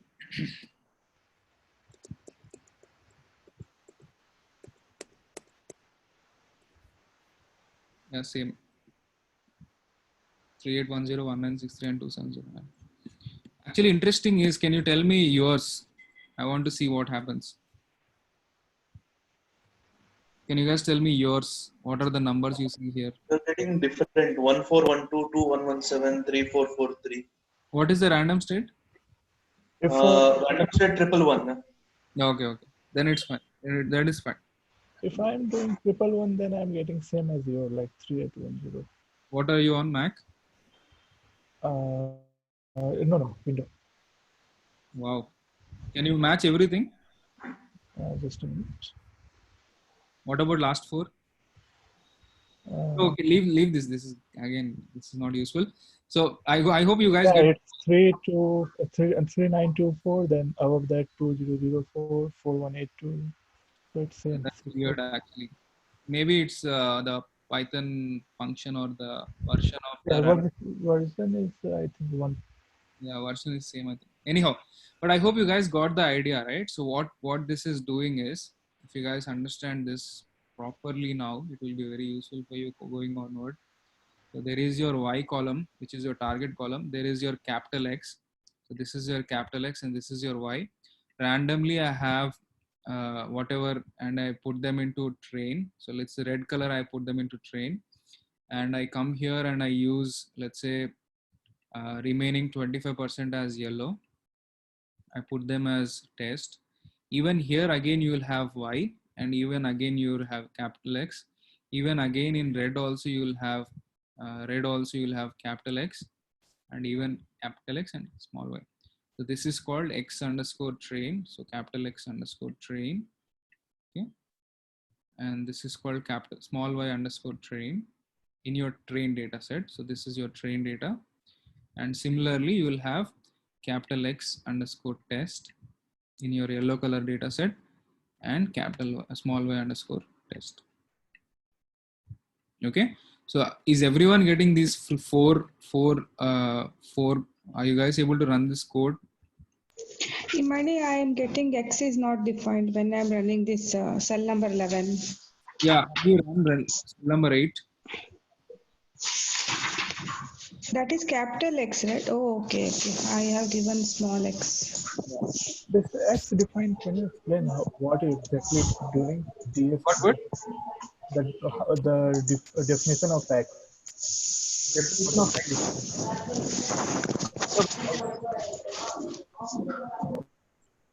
Yeah, one by one. Yeah, what is the question? Yeah, so definition of X, like df drop y axis 1, what exactly it's doing? Yeah, this is basically doing this. So if you want to know what it is doing, you can do. This is DF. What do you see in DF? Age, job, marital status, education till small y. Yeah. Now if I do DF drop, so I asked you guys no drop or not. So if y comma axis equal to 1. Axis equal to 1 means remove from columns. You don't see y column anymore, right? So that is dropped. Mani, when I'm executing this, I'm not getting this drop down data. It is just still showing. I'm not able to see that y column removed. But if I do df dot head, it is again showing a y column. No, df head will have, right? So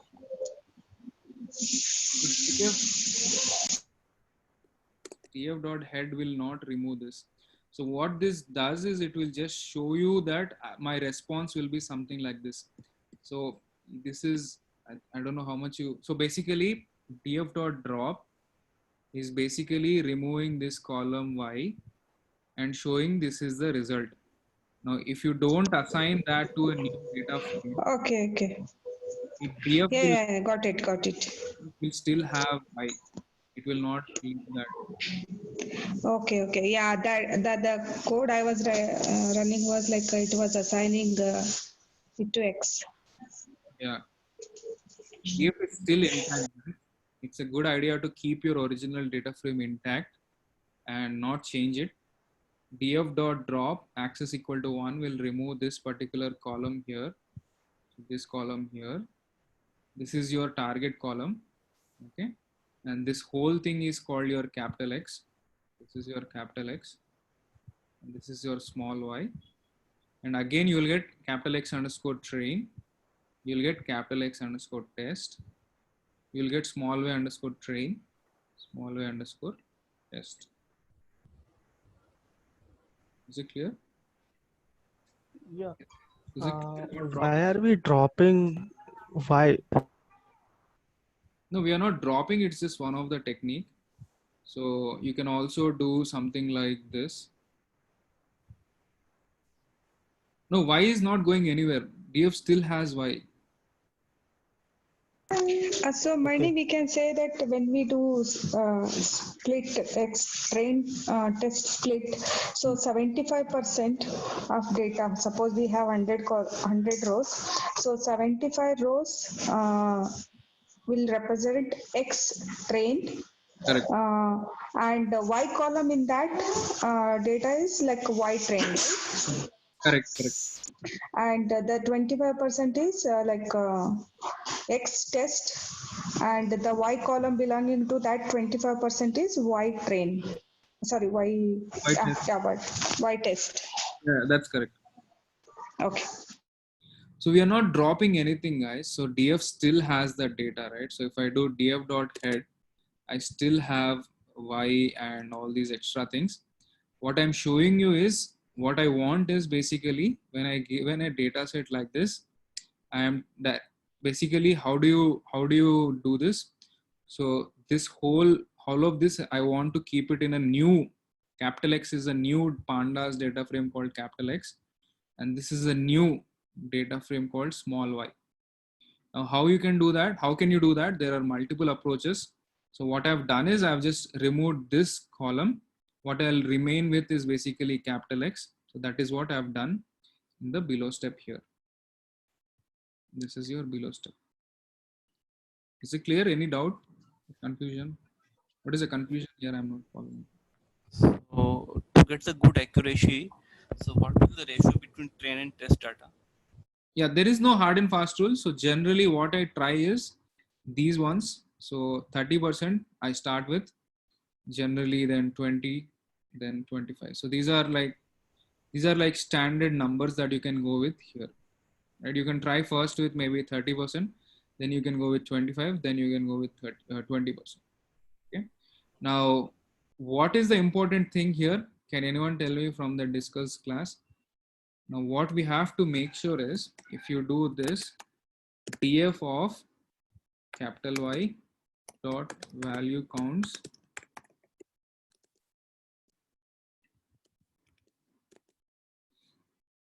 okay. Oh, it's a lot of this is a tough one actually. Okay, so capital X, sorry, capital Y, small y underscore train dot value counts.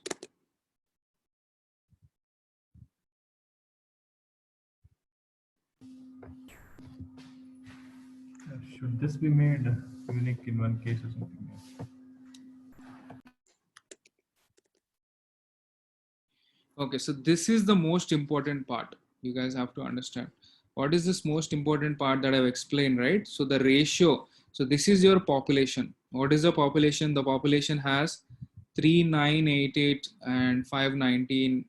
This is no and yes. So these you can ignore. You can do some calculation and it will be fine. So y underscore train is basically 75% of that. So does it represent that? Sort of represents, I think. So there is 75%. So this ratio, basically this ratio of no and yes. So the ratio of no and yes, which is 3988 divided by 519. So this particular ratio should be approximately close and similar in your both your train. This is your train and your test. So this represents a good sampling technique. So what it means, so let's say you have 992 divided by 992 no, okay, and you have 136 yes here, and you have how much? 2996 no, and 383. Okay, so what I'm trying to explain from this class, whole class, the takeaway is whatever the ratio that you have for no and yes here, so these you can ignore for now, no and yes, that should be more or less represented in your train. That should also be more or less represented in your test. Okay, because you will build a machine learning algorithm from your train here. Okay, so this is a machine learning algorithm that you will build here, and you will use this to test and see how are the answers, right? So if this ratio is not approximately same or not closer, then you're completely building model on something else, and you're completely testing the model on something else. So this is the key takeaway that you have to understand here. This particular box is the key takeaway that you have to remember. So whenever you do test and train split, it is a good idea to make sure that whatever the ratio and whatever the splits that you are coming up with your target variable, the target variable is basically, this is a loan application status, which means yes or no. So out of those 4,000, whatever 3,000, 4,000 people didn't get loan, only 500 got loan.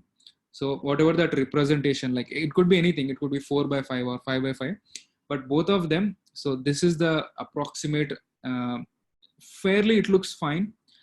There are 9 parts here, there are 1 part here. So 3 9s 27, there are 9 parts here, there is 1 part here, and 5 9s is 4,500. So there is okay, there is some little bit different. That's fine, that is completely fine. But it should not be like this is 3988, and so this is a bad situation. This is a, don't run into this ever in your machine learning journey. That let's say this is your distribution of no and yes. So let's say distribution of no and yes is 3988, and you in your train you come up with, let's say 2996, and you come up with either 500 is not there, that is wrong. Let's say 400, that is wrong, and you should not come up with 2996 by, let's say, divided by whatever, like 100 or something. Both of them are wrong, right? So this is bad. Like you already made a mistake here itself. So all the steps that you do later are machine learning building. So all of them are useless and time waste. So this step is very, very important. So you have to make sure that whatever the proportion that you have here, the proportion of ratio in train and the proportion of test, both of them exhibit the same relationship. Is it clear? Any questions? Yeah, Mani, one question. So, so it is always a good practice, like after having this train test data split, so we can just go for this value counts and see what is the ratio. Yeah. If it is not good, then we can change the random state, right? So that will pick the different samples. Or you can use a different yeah, that is correct. So you can use different random state, or you can try, there is one more technique I mentioned, right? So stratified sampling, stratified split.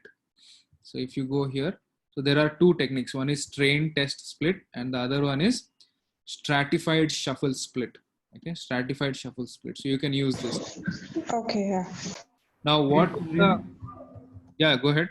What I was telling is, if I give the train size or test size, whatever I've given, okay, will it not train and split make sure that that's how it has to get it? It does, but I'm just making sure as a, what do you call, as a safeguard or a checkpoint to, of course it does, but most of the times it's a good idea to make sure that you guys are on the safe side. This is just like an extra safety step. Okay. Okay. Thank you. Now, most of the times I myself have run into that time waste. 1 hour you spend on machine learning, and you come back and you say that, okay, wait, let me check how is my x underscore train and y underscore train. So what happens in reality is, so let me remove this. What happens in reality is you are not so, you didn't do a lot of time on this part, like trying to understand the data set. You directly split the data set and you build the data set, you do machine learning, you put it out there, and you see that, okay, it's not working well. So that's when the real trouble comes, like what went wrong, right? So before that, if you have all these checkpoints that, okay, these are the y column, this is the x column, and this is how the distribution looks like, then you have some sort of hint to make sure why your model is failing, if it is failing, and to correct your model. It will be a good practice. So this is like comments in code, right? So you can write comments. So you can write comments and like you can, this is the step to verify the distribution of labels. Now, what is the use of this comment? Nothing. Technically, it is of useless. But what is the what does it help you in? Let's say after 1 week, if I read myself, I will forget everything. Or if I share this code to everyone, it's like a good practice. Like, okay, this is where he's doing this. You can write here like, okay, creating new pandas data frames, right? So it's useless, extra line of code, but comments are useful, right? So something like that. Okay, guys, I hope you guys got some idea on sampling from the context of machine learning. What are the challenges that you can run into? What does random state give you? And what does test size, and what does it actually, if you see here, right? So the size of this is 3390. So this will be more or less equal to 75% of 4521. So if you do 4521 times 75, 4521 times 0.75.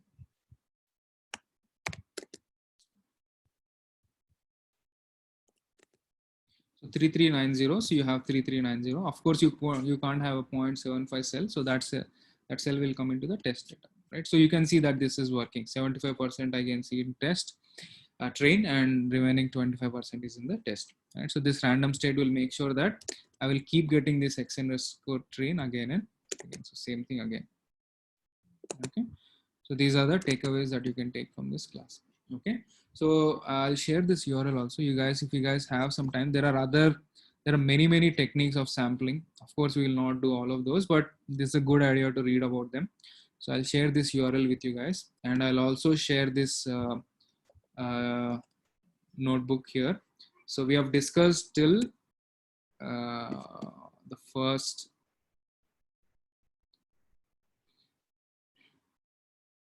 So till here, till 28 slides, you can have a look at it. These are all theoretical concepts. What's more important is this Jupyter notebook. So you guys can run it if you have not got a chance to run it today, and try to work around this. What is x_train? What is y_test? How does this look like? Okay, what does x_test look like? What does x_test look like? So this is not present. Right, so all these you can practice, and then you can have a look at. Mani, one question. So here I'm not able to understand. We are assigning data frame for X. Like we are removing, like we are dropping Y column, and remaining data frame will be assigned to X. And Y, small y, we are assigning Y column. But I'm not able to understand this cell number 29. How, like the X train, X test, Y train, Y test. So all these values, all these variables get values assigned when we execute this train test split command. Yeah. So X will be assigned to X train. So Y will be, so Y, the mapping I'm not able to understand. The cell number 29. You have to. What is the value of A here? 1, 2, 3.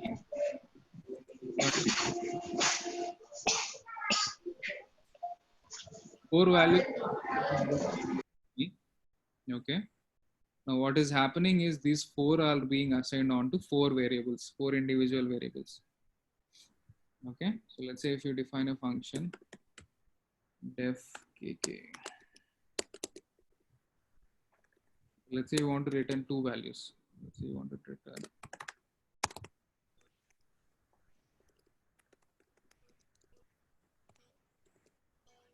Okay. So you can do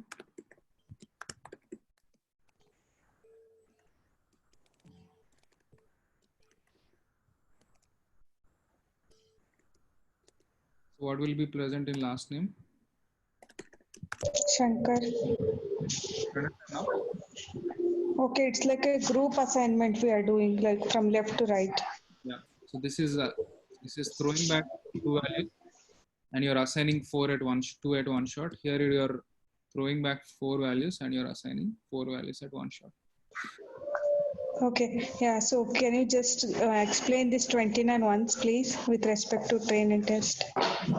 Yeah, so this train and test is going to return 4 values. So which is x underscore test, y underscore train, and y underscore test. You can also do this.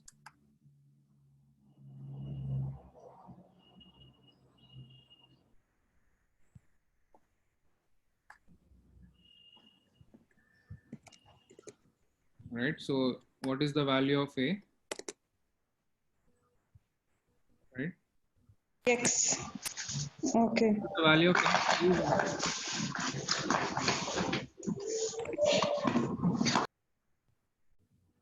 x underscore train is nothing but A. You can also do C, value of C is like a test size, right? That will be y X test. Y train will be 25% and Y test is random state. No. No, you have to go back to definition of functions. So let's say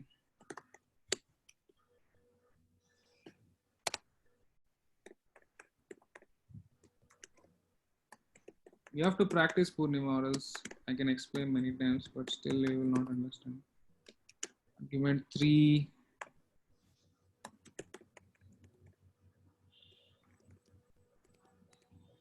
Okay.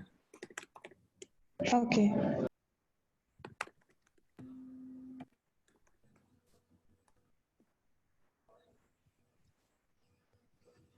I can write this because I know, but unless you practice, make mistakes, unless do that, no matter how many times I explain, it will be, you need to practice.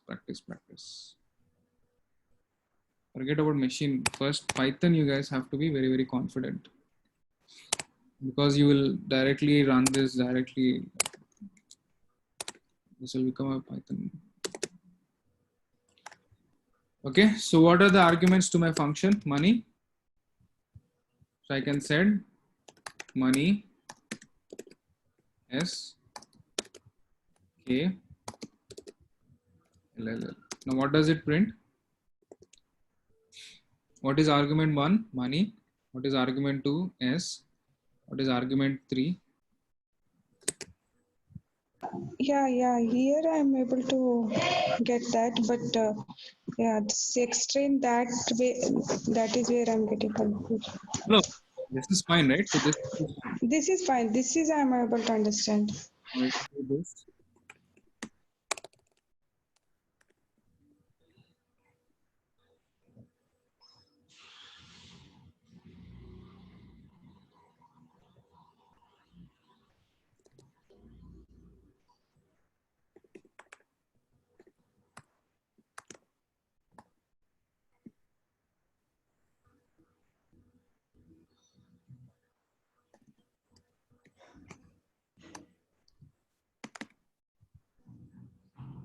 This is Python. This is just pure Python. Okay. Okay. Now what is the value of return 3? Okay.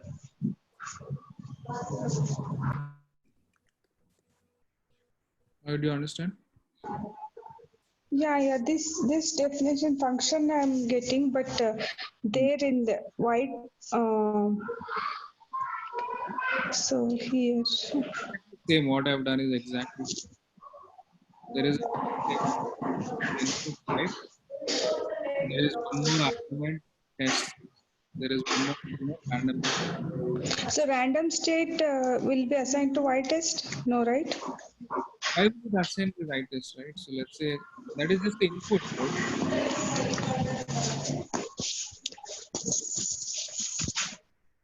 Now what about now? There is no return, right? So there is no return. Yeah. This is not pass through. This is not. So you go here.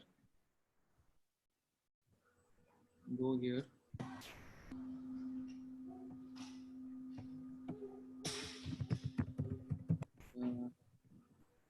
Yeah. You can open this. So this is the Python code that is giving you that function. Okay. Now what are they doing with the input arguments? The input arguments are test size, train size, random state. Okay. Yeah. What they're, okay, this you will not understand, but anyhow, so what they are doing is, these are the input arguments. Correct? Yeah. This is the return statement. Okay. So return statement of that train test split function. Correct. It gives a return of 4 things. What are the 4 things? First is x_train. The second one is x_test. The third one is y_train. The fourth one is y_test. Now this is the return of this function x_train and train_test_split. Now what are the input arguments? Yeah, now I got it. So these x train, x test, y train, y test, those are fixed values for this train test split function. Am I correct, Mani? Yeah, that's correct. Yeah, right. What does it return? Returns list containing test train test split of inputs. Okay, if you see example, so this is what example they have given. So it will return 4 values. Okay, so we cannot change that x train to some other variables like a_train, b_test, something like that. We can't do that, right? Those are fixed. What is wrong in a_?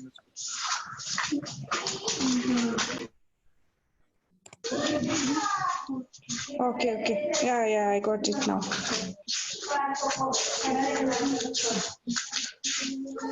Your voice is not audible, Mani. Yeah, there's a lot of noise. It's just a convention of practice. It's just convention so that you and I can understand. Let's say if I give you Mani_train, and if I write here Shankar_test, nobody will understand, right? So that's just a convention everyone follows. So it's easy to understand. Whenever someone writes x_train, you know how and where it is coming from. Okay, so for that x_train, we are passing capital X value, and for y test, x test, we are passing y. What do you mean passing? That part I'm not understand. This is not a pass through. So what are the inputs of, what are the inputs?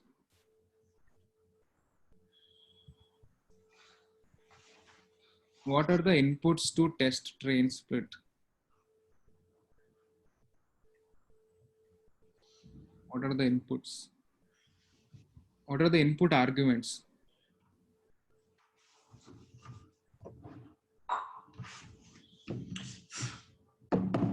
Input arguments are like the inputs to a function, right? What are the inputs to the function capital X, which is called features?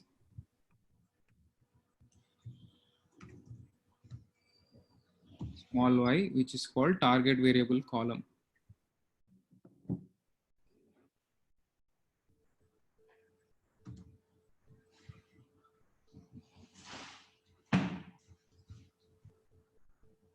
So your x_train is 3,330 and capital X is 4,500, right? So how can this both of them be same? No, right? It's not possible.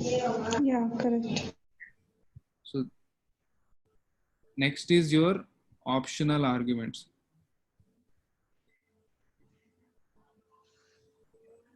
What are the optional arguments? One is test_size. I don't think this is optional, but let's remove this part of. Let's forget this.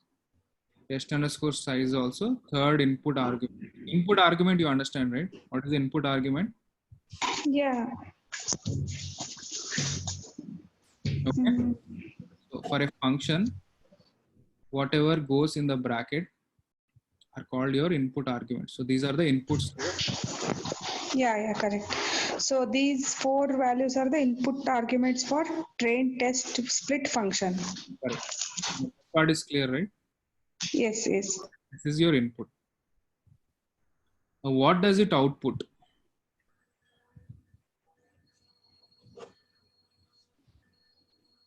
It outputs 4 values. Oh, how many values? 4 values. What are those values?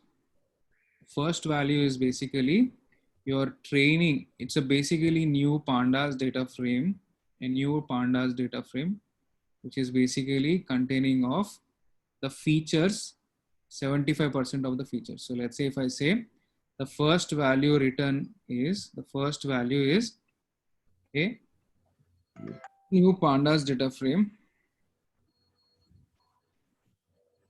new pandas data frame, which is 75%, because your test size was how much? 25.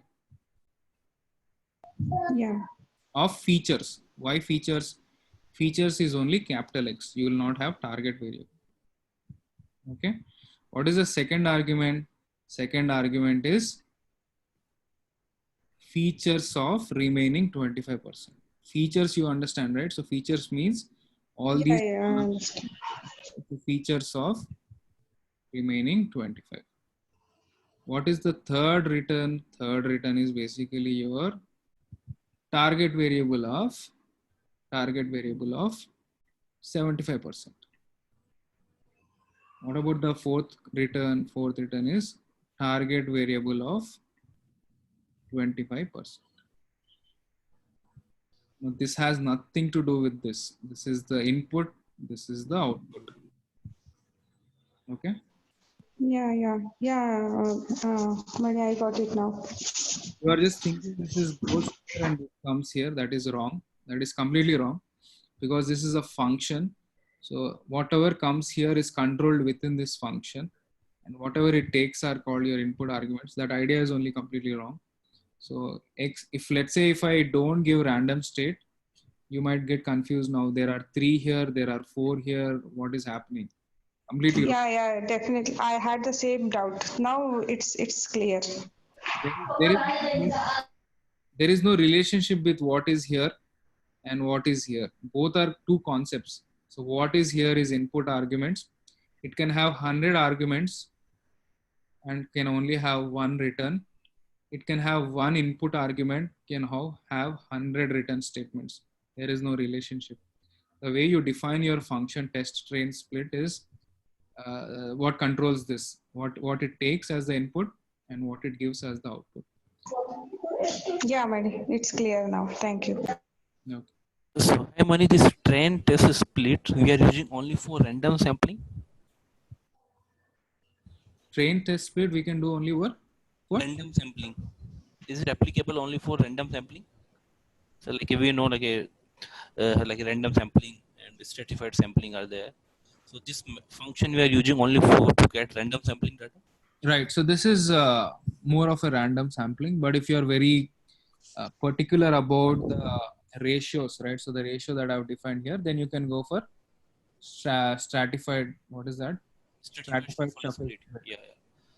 Okay. So actually, I just seen this random train test split also have one parameter, stratify. Yeah, that parameter is there. I think you can directly use this, or there is a special function called. Okay, so both are same, yeah. Yeah, I think most of the times you end up using this only. So that function I think is more or less same as this. If you use this.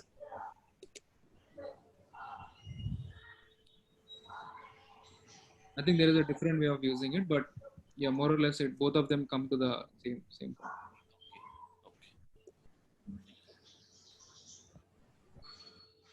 Any other doubts, questions? I think we are almost past 10 p.m., 10 a.m.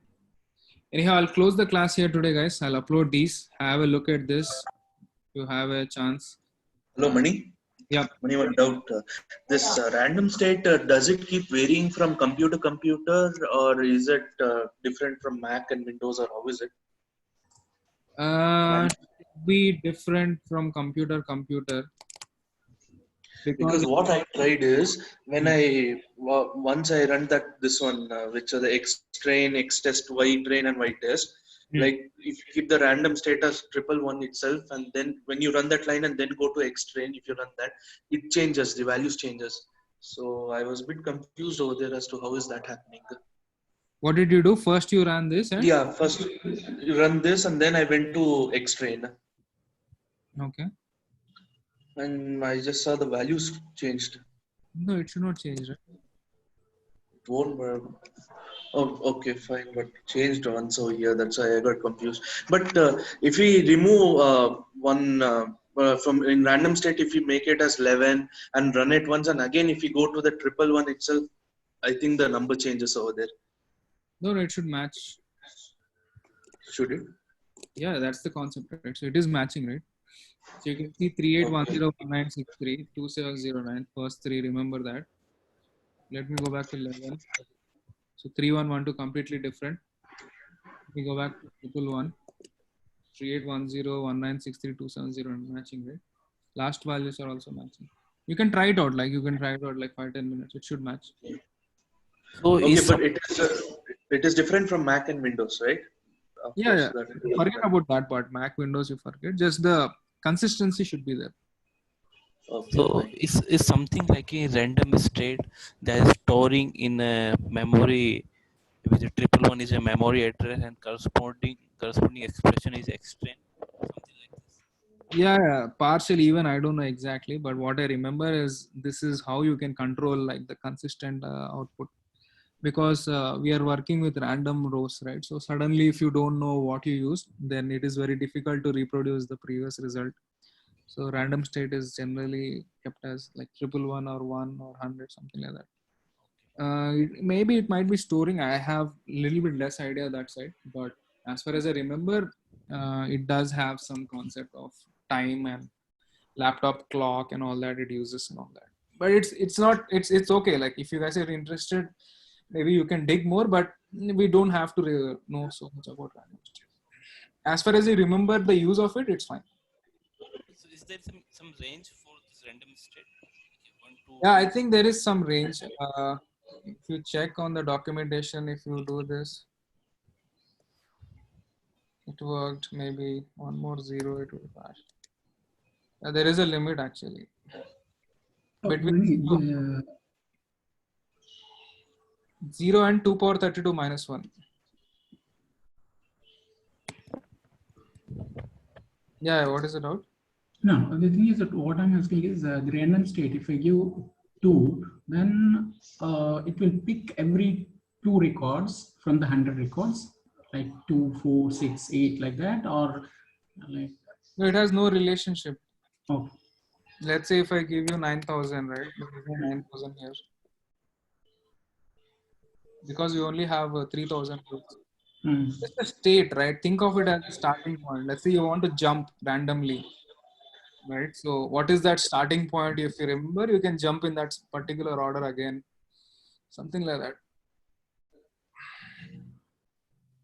I don't know why you guys are behind this random state. This is just remember as 111, that's all. Anyhow, guys, I'll close the class here today.